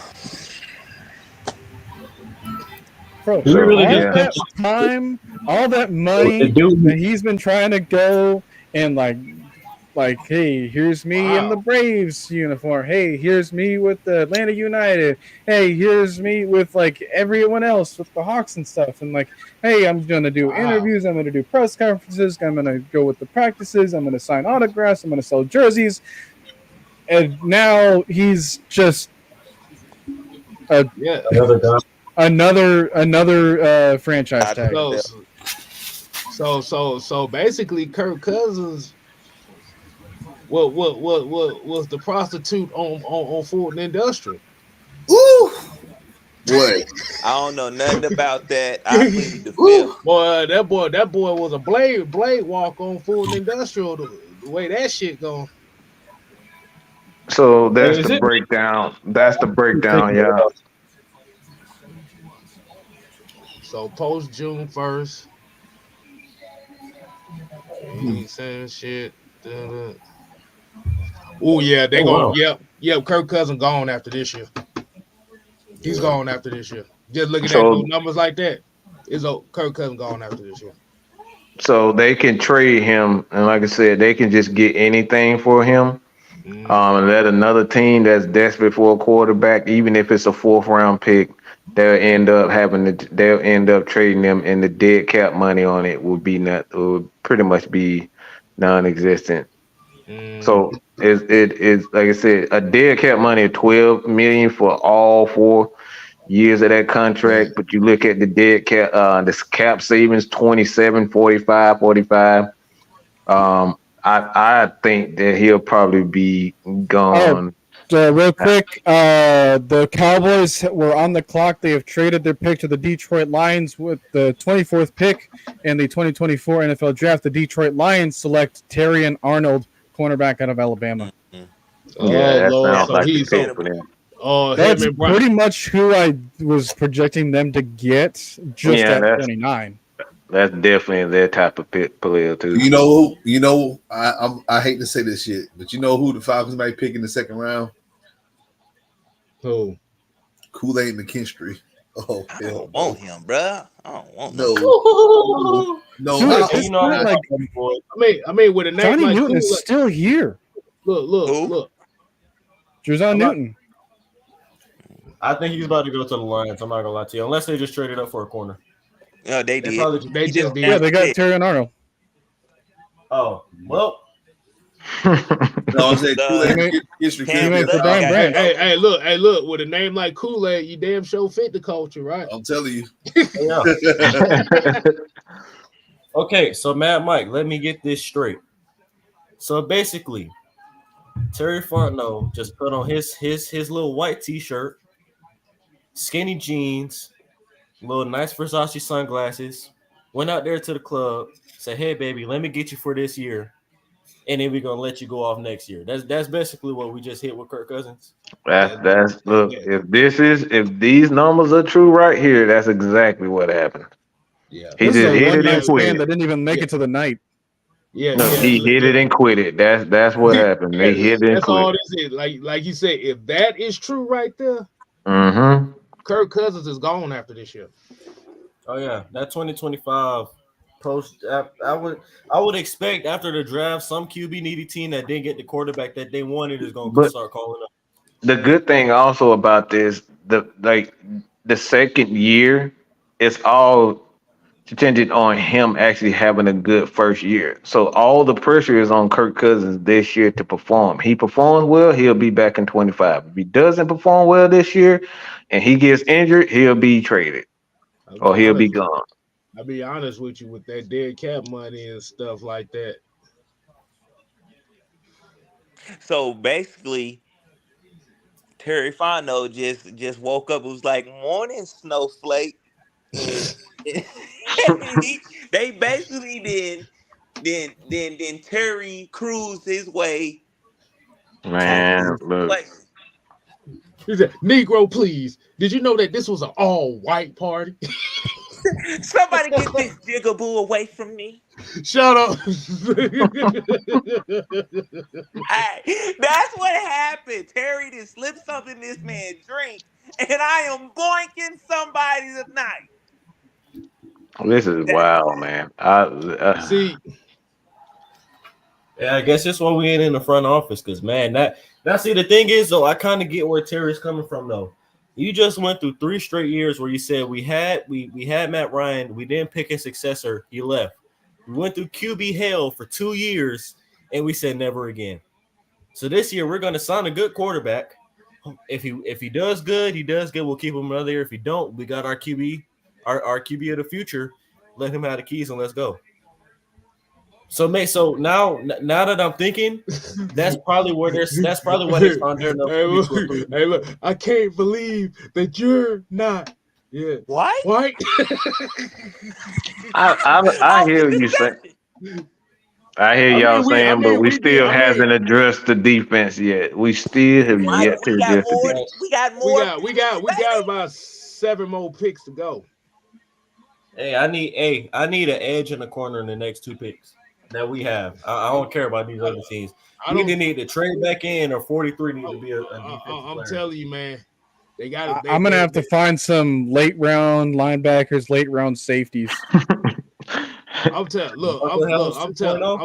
telling you right now, they're going. I think one of the Nesco picks is going to be a right tackle. I believe so. I think it's gonna be a right tackle. I think it's gonna be. It's probably gonna be corner. I think just how many corners are slipping down right now, it's probably gonna end up being corner. I just have that odd feeling right now, like they're gonna end up taking the corner. That's what I think too. Oh, they're gonna take a corner, but they're gonna get a right tackle too. I won't be surprised if that 74th or that 79th pick is used on one, or they trade back up for one. Or if we just keep storming. Right now, the thing is, you need an edge, you need a corner, and you need somebody that's not named Caleb McGarry to be your blind side guy. Yep. I love Caleb McGarry, but he is not a guy that I say, oh yeah, I can definitely trust him to be my he don't blind handle side speed guy. right. I don't think they're gonna at all. switch Jake Matthews over to right guard, man. The right tackle. Yeah, right tackle. He don't play left tackle for what 10, 11 years now. There's no way you just say, oh yeah, they're not switching on the right tackle at all. So yeah, like Caleb is probably going to end up being the guy. Let's say draft somebody in the second round that they feel like they can go in the training camp and compete with them. So let me ask everybody that's watching here in the chat right now. How long do you give Kirk Cousins before you replace him with Michael Penix? Just remember the speaking of which, with the 25th pick in the 2024 NFL Draft, the Green Bay Packers select Jordan Morgan, offensive lineman out of Arizona. And that was the right tackle too. These tackles, he's more of a guard. But, yeah. Guards coming out these. I'm telling you, these offensive linemen coming out the board. Hey, now another thing that I didn't notice though that we do need to watch out for, Ben Powers is the best center in the draft right now. Drew Dahman is also on his last year of his deal. Yeah, Drew Dahman is also on the last year of his deal too. That's the thing. I you think can't franchise him up because they don't have a center really. Yeah, because they center retired. Yeah. Oh yeah, Ryan Jensen. I forgot about him. Yeah. Mm-hmm. I think I see him going there. I think, and as far as I can tell, a lot of Bucks fans want him as their pick. It's either that or corner, and I wouldn't be surprised with either pick. Only pick I'd be surprised is if they go edge or if they go wide receiver. That would be surprising to me. Only reason I say wide receiver is because I don't really think they trust Chris Godwin right now. He ain't got to talk about an extension neither. It's his last year of that deal. K-Styles, to answer your question, I was thinking about the SpongeBob episode where SpongeBob went out in the wild with the jellyfish and Sandy and Squidward were in there. I was like, how long do you think he'll last? I gave him a week. I gave him 11 minutes. That's probably the fan base if they're looking at this information about Kirk. Yeah, if they look at this information about Kirk, like you said, it's going to be one of those cases where it's going. It makes it looks. It's a strategic moment. It's a strategic move based on the numbers of the contract. But what it's going to do is remember how we was talking about with the whole Justin Fields thing. If you brought in Justin Fields here, whoever was the QB1, that one mistake, they're going to be calling for QB2 to come in. This is going to be the same situation here. I mean, there's got to be something to be said about a lot of teams getting two quarterbacks and just feeling comfortable with that. Yeah. I mean, we were talking about the Steelers, they have Russell Wilson and Justin Fields. Wow. And now you moved over Kenny Pickett, and now the Eagles have Jalen Hurts and Kenny Pickett. Mm-hmm. And it's all these teams are starting to double dip at quarterback. But what we haven't seen is any one of these teams use their top draft pick to do that, to join the club. It was more like, hey, we already have the rookie, now let's get the vet. Or we have a vet for a few years, let's get another vet for a few years. and just let them bond together. Like now we Right. have a long-time veteran quarterback and a rookie. So we got an old guy and an old baby at the same position. So I don't think they want to be stuck paying Kirk. Because if you remember when Kirk first got here, his not the presser, but his little exclusive interview, he said something about another contract. Kirk be bag hunting a little bit. I mean, I get that, but it's still making moves. You drafting guys off of based on fear, and that just never sits well with me. Yeah.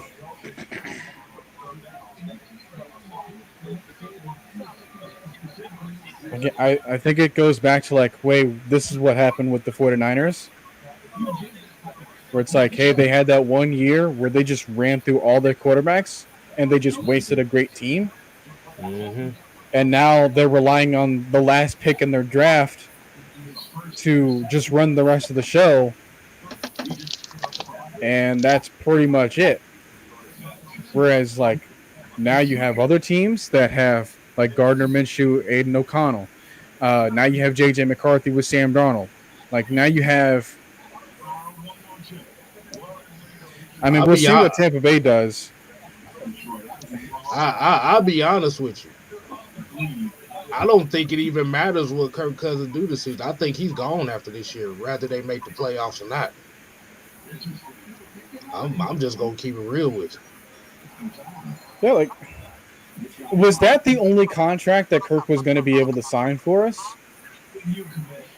Shoot, probably. Like, did his agent need to look at those numbers? By the way, with the 26th pick in the 2024 NFL Draft, the Tampa Bay Buccaneers select Graham Barton, center out of Duke. Okay, these cornerbacks are starting to slip and it's scaring me. Them boys is Oh, baby. These cornerbacks are slipping and it's scaring me right now. You're 27 picks in. They could Guys, have. I'm not gonna lie to you. I'm not gonna lie to you. Somebody that's not supposed to be available is gonna be available at that 74th pick, and I'm gonna let you know right now. It's either gonna be an edge rusher or a wide receiver. That's all. That's all I'm gonna say. Somebody gonna I be don't know if I available. want to go. They may trade. They may trade. They may trade up. They may use those third-round picks and trade up in the second round. I mean, we know how Terry Fontenot likes to, trade up on day in two. the second round, yeah. Yep, they can bait. He's done it every year. Every year he's been here, he's traded up in the Like second he round. did that for Ebiketie. He did that for Bergeron, I believe. But you Bergeron, Ricky Grant, and guys think we have to trade up with all this falling? I mean, the thing is, dude, though, Johnny Newton's still here. Yeah, That depends. That depends on if it's somebody that they want. If it's somebody that they want, hell, they just did it with Michael Penix. There hasn't even been that they want. There hasn't even been that many different positions that have been selected. It has been quarterback, wide receiver. There's been one tight end. There's been offensive lineman galore. There's been like 3 edge rushers in a row, and then there's been like 2 corners. There's been 2 DTs. No, 1 DT. Yeah, just the one defensive tackle. This doesn't surprise me. So it's like a lot of these teams are kind of sticking in the same category. Because the NFL scoring has been going down for the last couple of years. And that's Because what a Rich lot of the McKay was quarterbacks got hurt. So the NFL want offensive numbers to be a lot better than what it was.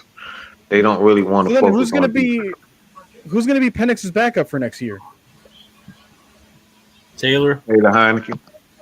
We're gonna have to extend him then? Taylor Heineke is He'll be a free agent after this. Yeah, they just got to give him a new contract. So are you gonna have to draft another quarterback to be the backup? Yeah, they will have to draft another quarterback and bring in another veteran. Or are you gonna have to sign another veteran? What if these to be the backup? What if these motherfuckers draft another quarterback in this draft? Trevor Siemian, 4th round. If this is the mentality that you're gonna have for the next couple of years, like, hey, but the thing is, though, we just seen this with Kirk Cousins back when he got drafted. They took Robert Griffin. Yeah, he was the second quarterback taken too. Fourth round pick. They said let's Cousins go get. left stunned 3 minutes ago to ESPN. So yeah, the Falcons. Oh boy, y'all. Look, man, I told y'all that what Julio did to them. Screw. Look, he pissed them off because they were forced to get rid of Matt Ryan and forced to draft Kyle Pitts. You don't play with a rich white man's money. Yeah, I don't. Cousins agent told What does ESPN. this say Hold about on, hold on, Kirk hold on, Cousins not buying a house? wait. Cousins agent Mike McCarthy told ESPN's Pete Thamel, I hope I said his name right, that the Falcons only notified the quarterback that they pick Penix while the team was on the clock. McCartney said that there is frustration and confusion coming from Cousins' camp because Atlanta did not use its first-round pick to make the team better in 24. Instead, the Falcons used their selection on Cousins' apparent successor. So his camp is not happy.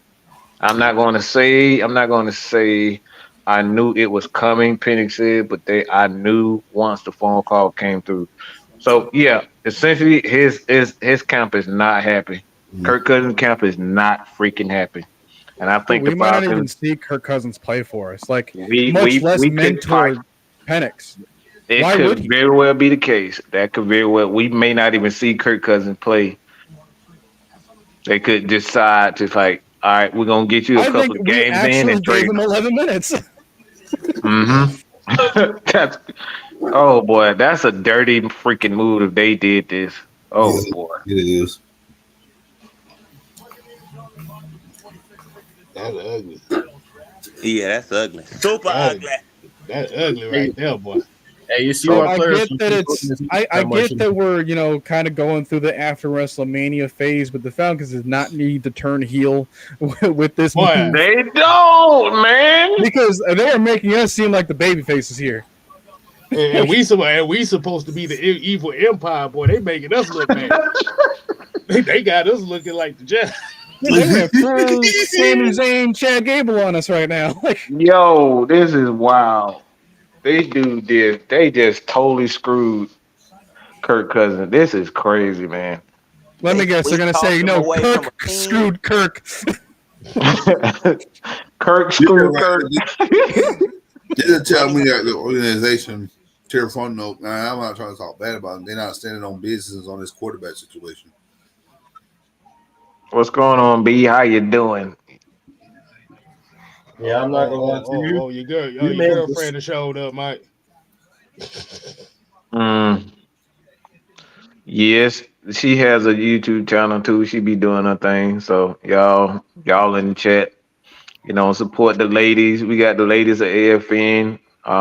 There's not a lot of a lot of women that has YouTube channels. Or just have the courage to jump out. So I admire any female that had the courage to step in it's the man world, step in the man world and talk ball. So real quick, with the 27th pick in the 2024 NFL Draft, the Arizona Cardinals select Darius Robinson, edge rusher out of Missouri. Oh my God! Really? Damn.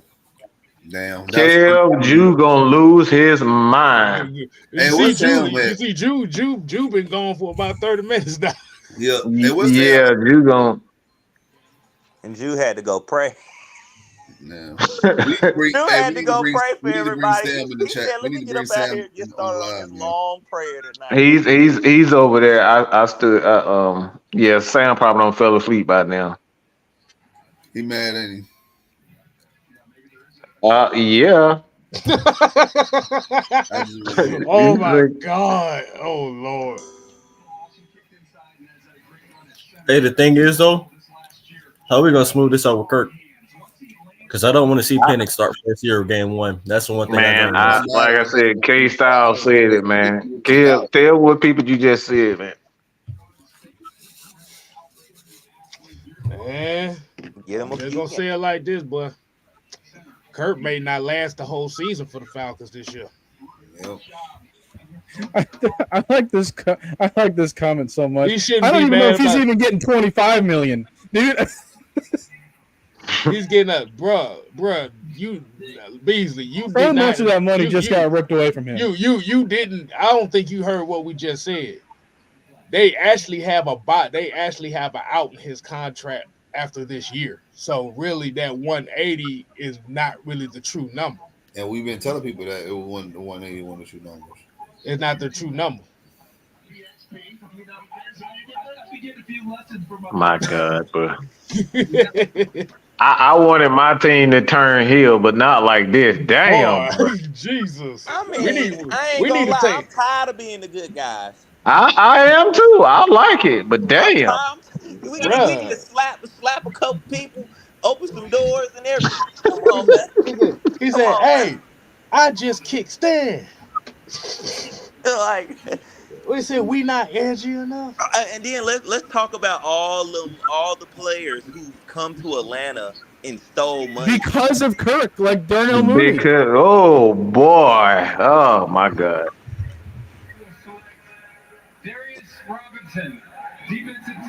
That this is that made me want to say ski yee. God dang. Dude, do we have the receivers that Penix wants now? I mean, he's used to him. He's got his speedster, he got his big body guy, and he got his slot. He got his number 2 good slot guy. And he got a tight end. And he got his tight end. O-line is better than 10 times better than what he had at Washington, and he got a better run game. He couldn't be more proud. Yeah, this is per ESPN from his agent. His agent got in touch with ESPN, and Kirk Cousins' agent and their camp are not happy. But how does passing the baton them like before the season even starts like put you in win now mode? Yeah, this is not going to end with. How good of a pick is he? Like right now. Yeah, they Falcons. You got to capitalize on all these cheap contracts while everyone's still young and not paid yet. Mm-hmm. If you can't CJ Stroud this thing and go further beyond than they did at the wild card or like the divisional, then this whole situation about the quarterback just made it even worse. Like why? Like if one of the things that you needed was speed for your wide receivers, and you gave up Desmond Ridder in order to do that, in order to get Rondale Moore, and now Rondale Moore's excited about playing for Kirk Cousins, but now he can't play for Kirk Cousins because we just messed up Kirk Cousins, and now we're playing for Michael Penix. You know what it reminds me of? Y'all know how in the mafia, how you get put on to be a made guy, you got to kill somebody. This is what the Falcons did. They had to sacrifice somebody in order to get made. Yep. Well, I'd rather be a made man than a dead one. Oh boy. This could have made more sense if we cut Taylor Heineke, didn't trade away Desmond Ridder, and then he's the cheap third quarterback option. Right. Yeah. And then like worst case scenario, even if this whole situation with Penix doesn't work out, then you still have 2 young quarterbacks that you can build around the team with.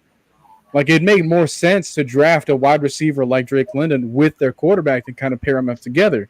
Obviously, that wasn't going to work because our fan base just gave up before Ridder even had like a fair chance, and the whole coordinator's coaching system didn't really do him many favors. By the way, the Bills just traded their pick to the Chiefs, so the Chiefs are on the clock. I don't know why the heck the Bills would even help out the Chiefs even more. But yeah, the Chiefs have the 28th pick right now. Xavier Worthy, Vlad McConkey. Why would you trade your pick away? They're definitely getting a receiver here. It better not be Leggett. Lad McConkey. They're going to get my Tonky. I'm going to be happy for him to play with Pat. Yeah, let him go get him a Super Bowl. Back-to-back champ and get him a Super Bowl. Come on. Hey, watch it be AD Mitchell. It's either going to be AD, Xavier Worthy, or Lad McConkey. One of them 3. Yep. Anybody else, I'm going to no, they could also. Johnny Newton is still available. They could also be planning for the future because Chris Jones is like 32 years old. Shit, They need to draft Roman Wilson at this pick. Real. We There you go. he'll be the tribal chief. Really? The real tribal chief with the Chiefs. Oh, shoot. That just put me in the mindset like trying to compare Andy Reid with Paul Heyman. Yeah, he damn did that. He is Paul Heyman. Look how many quarterbacks he not made. Hey, yeah, that is. All right, with the 28th pick in the 2024 NFL Draft, the Kansas City Chiefs select Xavier Worthy, wide receiver out of Texas. Oh yeah, I forgot about Fucking knew that was coming. Yep, they need them a speedy receiver. Rashid, he's not gonna play for however many games. Even if he could, they're not gonna let him. I'm surprised they didn't cut him though. Well, they they're cut kinda doing the next what's the name for worst just thing. kicking a woman. So Kareem Hunt. yeah, he did. This dude street racing. You got drugs in the car. You endangered people. That's I ain't gonna say it. Never mind.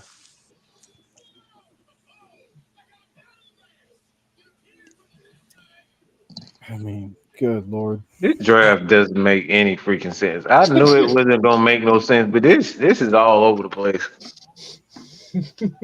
People just forgot all about defense. Dude, Yeah, why pretty the much. heck would Buffalo accept this deal to try to give them another Tyreek Hill, essentially? I Man, don't look, even think it would have mattered. Dude, Buffalo needed a receiver. Exactly. Buffalo, like I said, Buffalo they let the Chiefs F them all the time and during the season. yeah, he's essentially Tyreek. That doesn't make sense. Yeah, that's what I was like. They need them, and they've been longing for a speedy receiver. Miko Hardman is fast, but he's not Tyreek Hill fast.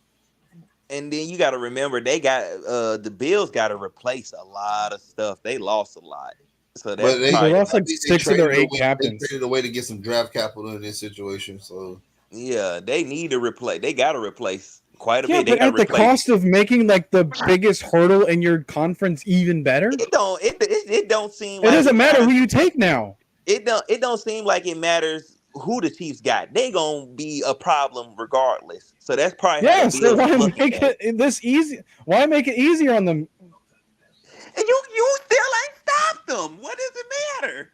You just Josh Allen cannot deliver in the playoffs. That's the only way I can see that. But He's gonna have a harder time dealing with wide receiver 2s and 3s all across his. I mean, yeah, he's got 2 tight ends, but that's not the same.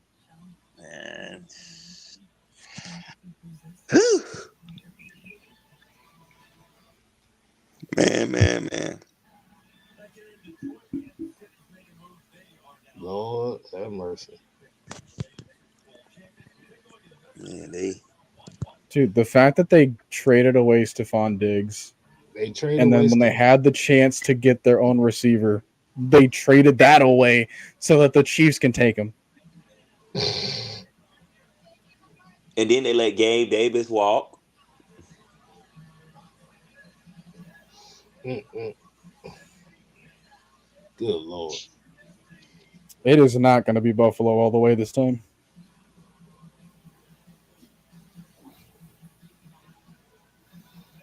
Lord have mercy.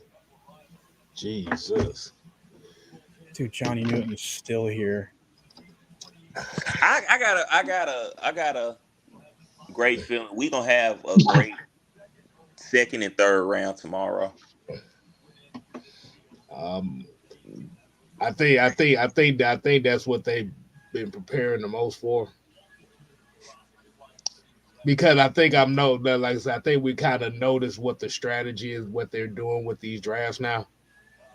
Is they're going to get the best offensive player available, but then in the middle rounds is where they're going to build the bulk of their team at. Mm-hmm. And then you still got undrafted free agents that they know how to pick through and pick some good players in. So this draft shot the hell out of me. I don't know if yeah, I don't know if we can sign that many UDFAs though, because like our cap situation's really thin. but don't they only get like 1 year deals? Some of them, Still, some of them, some may get 2 or 3 year deals, but it may not be that much. Probably like about 600,000 or something. Yeah, some pennies on the dollar. I mean that's money that you're trying to like. Hey, they about to make Kirk shake something, so. But Dude, they handed Kirk the money that they're trying to then take back from him. This is what they Before did. he even played. They threw the money up while he was dancing, and when he turned around, they picked it back up off the. No. I'm gonna tell you what they did was they made it rain on Kirk.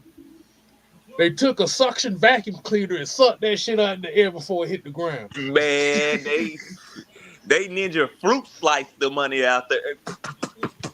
Give y'all that back. You don't need nothing. Yeah. Michael Penix is gonna be the starter for this team before the season's over with. I'm making a declaration on that now. He's gonna be the starter before the season ends.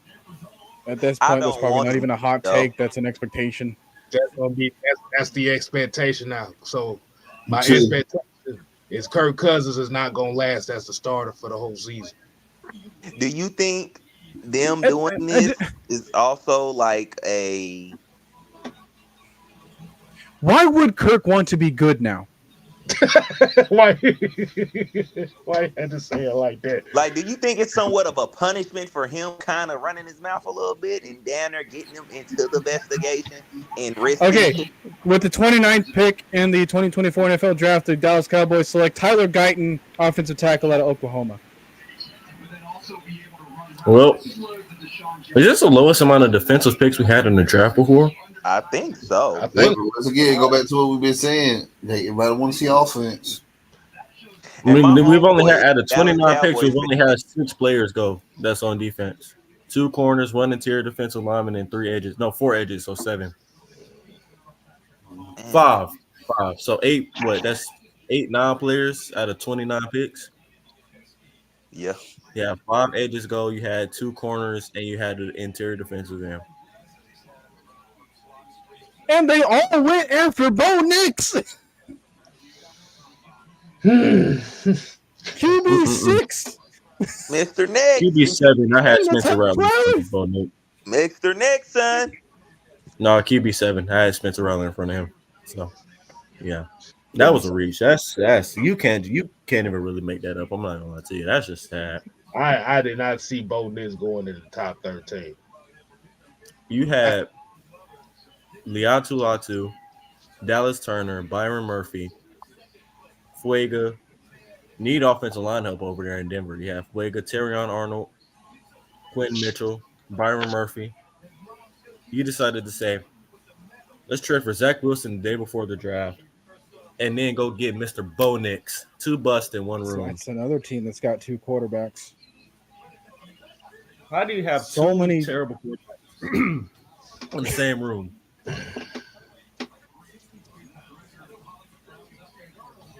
Well, this feels like the Taylor Heineke Desmond Ridder room all over again. I mean, dude, like even best case scenario for Denver, there's going to be 3rd place in their own division. So, Terry Fontenot said, "Make no mistake about it. Kirk Cousins is QB1." Terry Fontenot said, "Raheem said it Kirk as Cousins well." believe that? But drafting Penix doesn't change that. So there's no reason for the Kirk Cousins to believe anything. I'm seeing it all over. It's all over every major network. Everybody is stunned. It's like, yeah, Kirk Cousins and his camp are pissed off.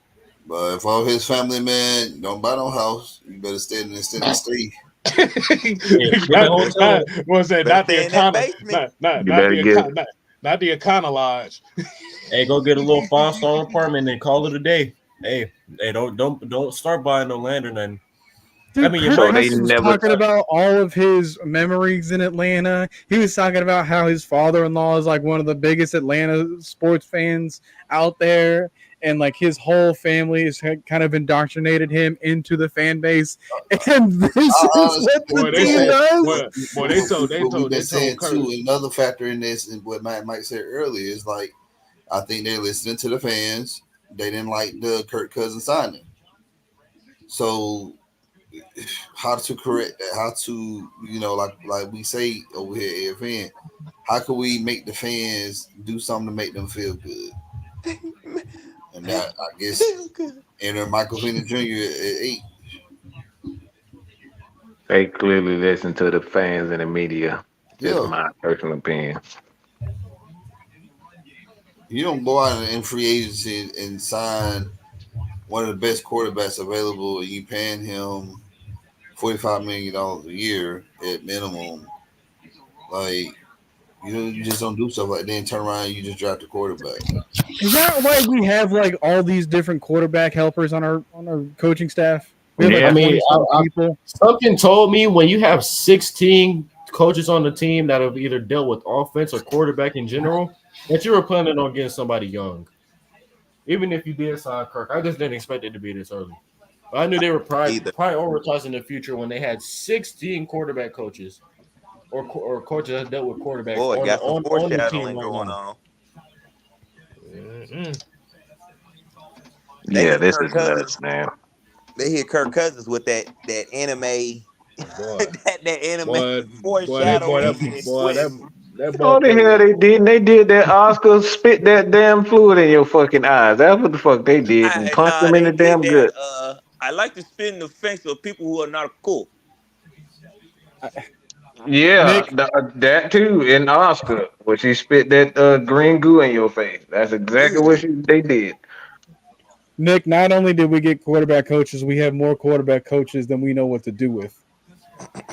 Yeah, we got quarterback coaches all over the place. And last We year we have had like and you we have had to scroll in order to read all of them. and last year we had none, and we got 6 this year. That's interesting. Yeah, they ain't taking no risk. Yeah.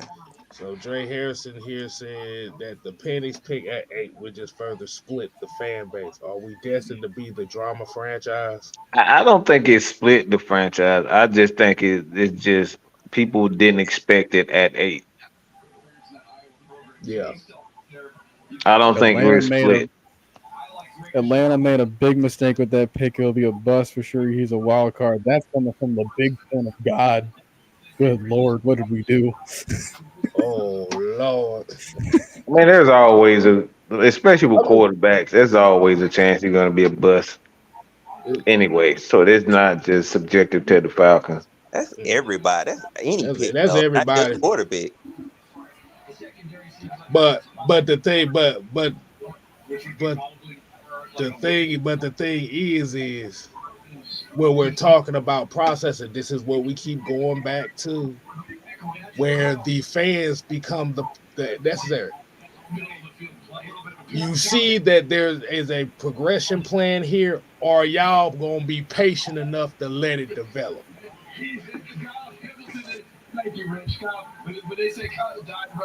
I will. I'm gonna say that. Well, I know we will, because we understand that everything is, you're not gonna come out guns a blazing every year. Oh, by the way, with the 30th pick in the 2024 NFL Draft, the Baltimore Ravens select Nate Wiggins, cornerback out of Clemson. Another damn corner. Yeah, I told you they was gonna start flying off the board later we got into the draft. I'm just surprised Cooper DeJean ain't got drafted yet. Yeah, he's second round. He felt like a Packer pick for sure to me, but. Is there one game losing turnover from Kirk because the fans will ride for Penix? No, one incomplete pass, the fans are going to ride for Penix. I'm telling you right now, one incomplete pass.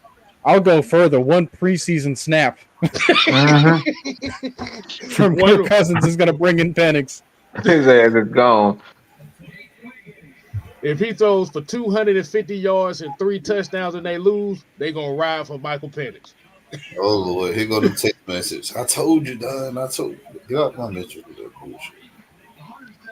Okay, but that only brings up another question. Let's just say that we do this and we treat Kirk Cousins not like benching him because he's injured, but benching him because of performance issues, and then Michael Penix eventually gets hurt.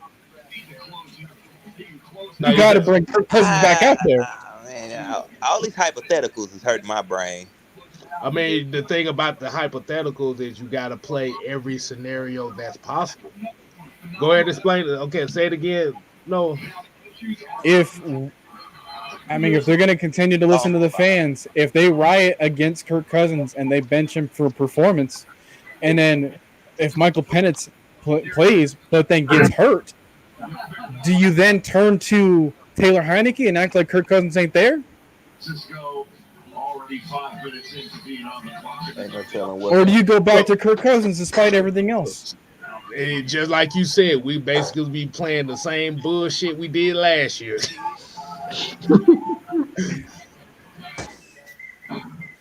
Like I said, this anything else here, you're taking away one of the quarterbacks that we drafted. Either way, or one of the quarterbacks we have. See, the thing about this is, if Kirk Cousins wasn't in the picture, this actually wouldn't be kind of like a split.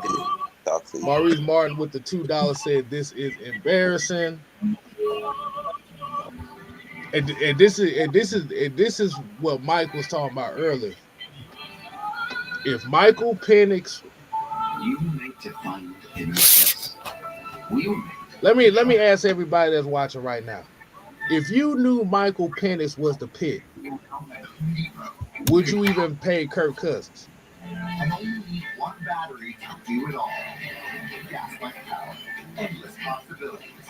Ain't no one deal. I would have paid him, just not $100 million. I'm not paying him. I'm working on my defense. If he's a quarterback and he's your guy, just build the defense properly. We've yet to build a defense with experienced guys, or just even the guy with talent. We've yet to do that. We have really brought in a defensive guy as a head coach. But do you see the answers in the chat?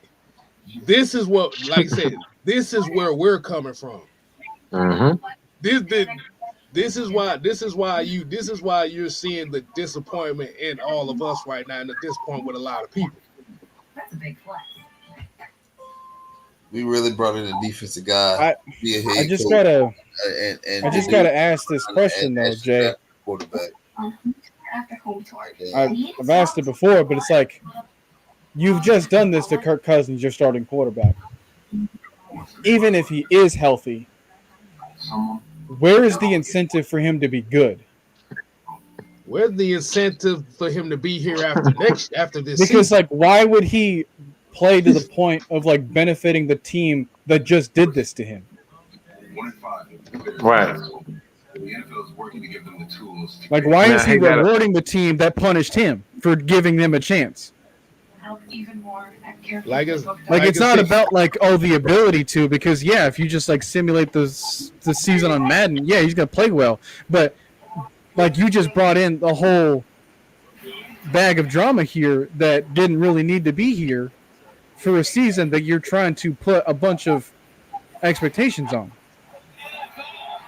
Now Kirk is gonna have to answer these damn questions the entire season. Mm-hmm.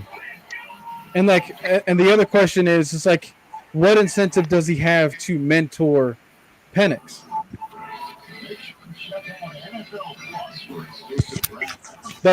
This is not the situation where it's he should hate Penix, but why would you prop up this team? Would he feel this way if no matter what? All right, with the 31st pick in the 2024 NFL Draft, the San Francisco 49ers select Cooper DeJean, cornerback out of Iowa. Asshole. Crack up. Never mind. Just shut up, Mike. Shut the hell up, Mike. A whole bag of reps. Big box That's a of Kyle rich. Shanahan pick for you. Saltine.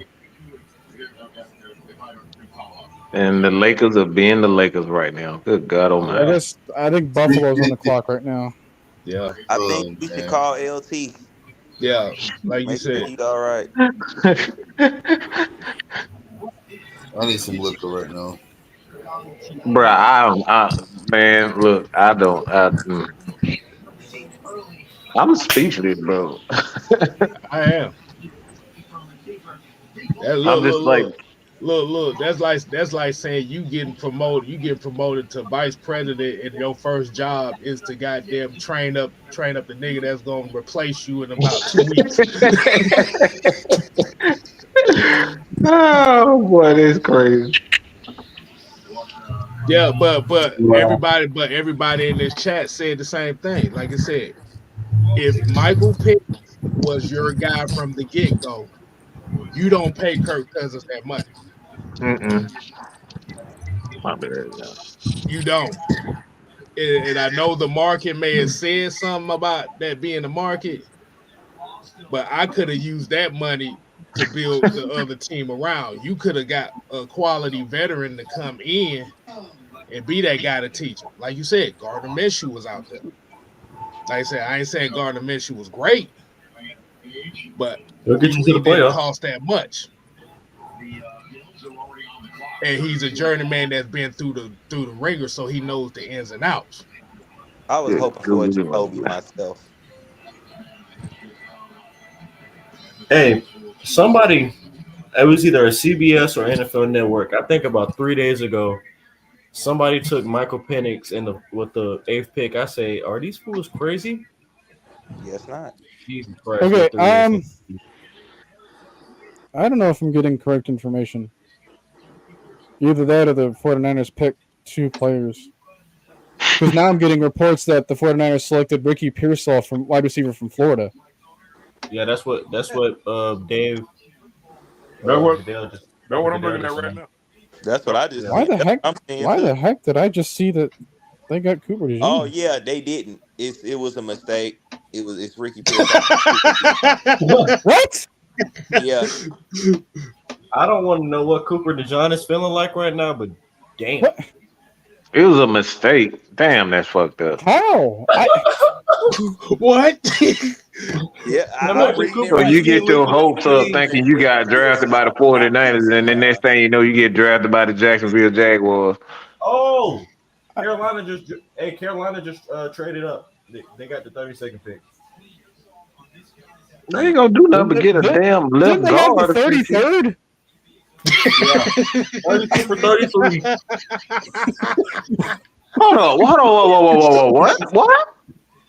32 for 33. That was a trade. 32 for 33. Yeah, their team's a fucking. Buffalo! Why are you getting rid of your bigs? The fuck is make that?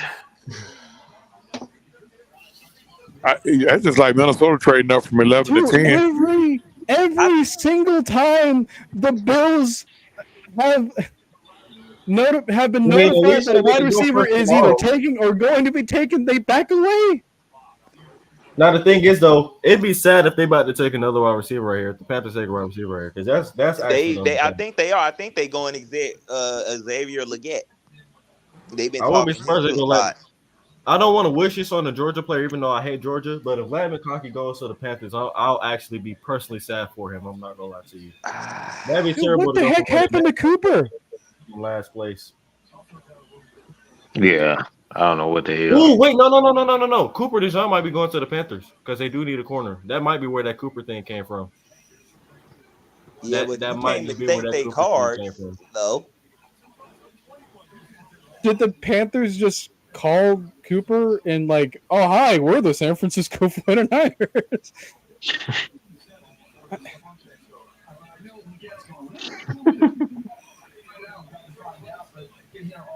So the Panthers waited the entire time. We've been here for almost 4 hours. They've been watching everything play out just to get the last pick in the draft when they had the first pick of day 2. I feel like they knew one of the wide receivers that they wanted was going to be gone. This might be a Xavier Legette pick right here. Shit, they You still had had the one first pick to wait for. Yeah, that's what I was gonna say. You were so scared that they were going to take that one player out of if it's a wide receiver, out of a deep wide receiver class. He's still AD Mitchell The is still Lakers available. are Lakering right now, y'all. I'm just saying, LeBron just threw the ball out of bounds to nobody, so they Lakering right now. Dude, how the heck is there still like all these offensive people? It's Well, gonna be a lot. look, It's gonna be a nice. Tomorrow's gonna be the nice. second round gonna be hella good for teams. I can tell. Hey, Second I and would not be third. surprised. I would not be surprised if we trade back tomorrow and try to get an extra third. I would not be surprised because this second round is loaded right now. Yeah, it's gonna be This second Ro- round about to be some fun right here, boy. Raw It's gonna be a receivers, lot corners, of and safeties trades. are about to fly off tomorrow. Jeez. Wide receivers, corners, and safeties are about to fly off tomorrow, and expect a couple D tackles too and linebackers. Offense today was today. Defense is about to rule today tomorrow. That's all I'm gonna say. Defense is about to Troop rule don't today. fell asleep on air. What the hell? I'm up. I'm up. Who That the ain't me. hell don't fell asleep Trey, is that then, your Don? dog? Ain't nobody. I think that was a burp. I heard. Trey, is that I your heard dog? that. Nope. Quavo is in the living room with No, the No. no. He would be a loud snore though. My question is, were the Vikings scared the Jets was going to take a quarterback?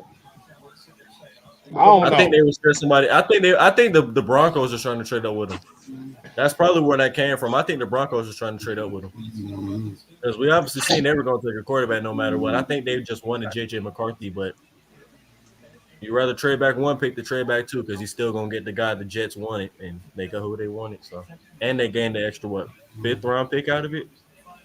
They Sixth, just, fifth round they, pick. the only thing they did, they swapped the fifth for a six. They swapped one spot for, who is that? Somebody snoring. Somebody. That's Don. That's Don. Don ass fell asleep. His mic muted. I know. No, I just muted it. Yes, it Oh, did okay. it. Well, Panther selection's coming up, Noah. Oh For Lord. better or worse. Yeah, I got to dip Probably they get I another guess- damn quarterback. Watch. I guess Don passed out because we didn't talk enough about food. or Michigan players. Let me see if this can wake him up. Food from Michigan. He can't hear you. Oh no, yeah. Well, he can't. He probably can't. Well, listen. Well, Look, that boy done ate. Yeah, he done. Yeah, if he Oh, had something to eat, It's Xavier Leggett. I just said that, didn't I?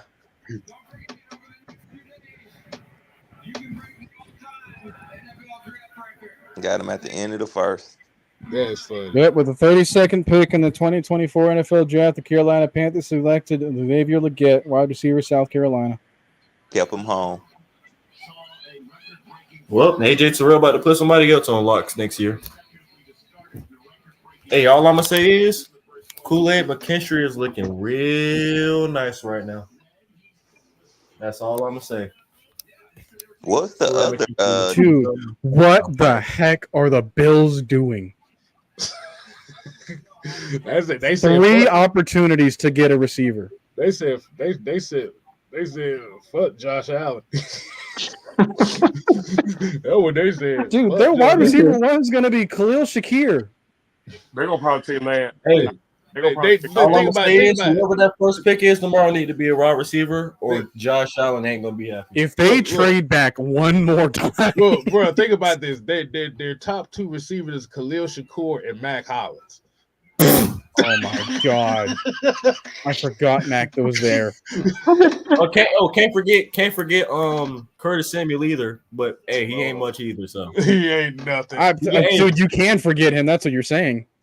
hey, basically you have number three, borderline number 5 wide receivers as your top 3.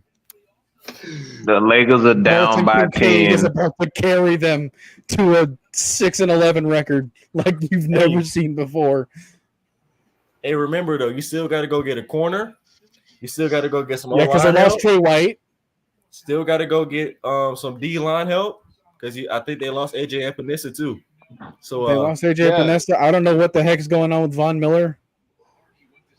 Yeah, they about to shit! Jordan Poyer too. You cut Jordan Poyer. Yeah, they also lost Mitch, their center. Oh yeah, Micah Hyde. Yeah, The Bills are going downhill right now. Tre'Davious White.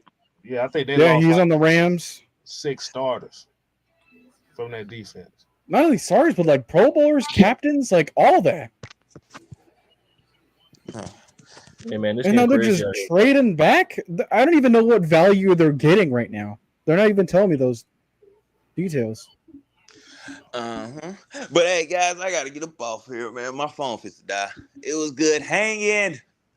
Oh, absolutely, man. I'll be on here tomorrow, though. Yes, sir. Send me the invite. I'll be here with you guys again. All right, see you then. Tomorrow, I'm telling you, tomorrow about to be some fun. It's gonna be fun tomorrow, man. Yeah, it's definitely gonna be fun. Go ahead and send me the invite so I can act the fool right along with y'all. Appreciate it.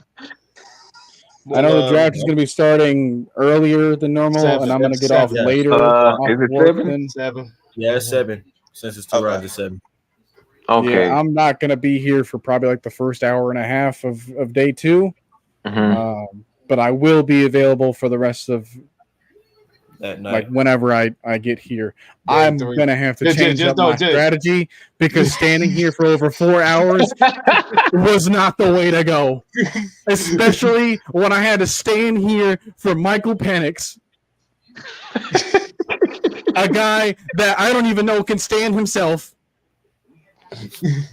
Hey, all I'm going to say is these boys better go stupid on defense tomorrow. I need a Carolina Panthers type draft tomorrow. Straight defense. Nothing but defense. Hey, I'm a quarterback, but I need some defense. Now the Falcons are on the talk of the town and all the media right now. They really shocked the crap out. And you know what the crazy part about it?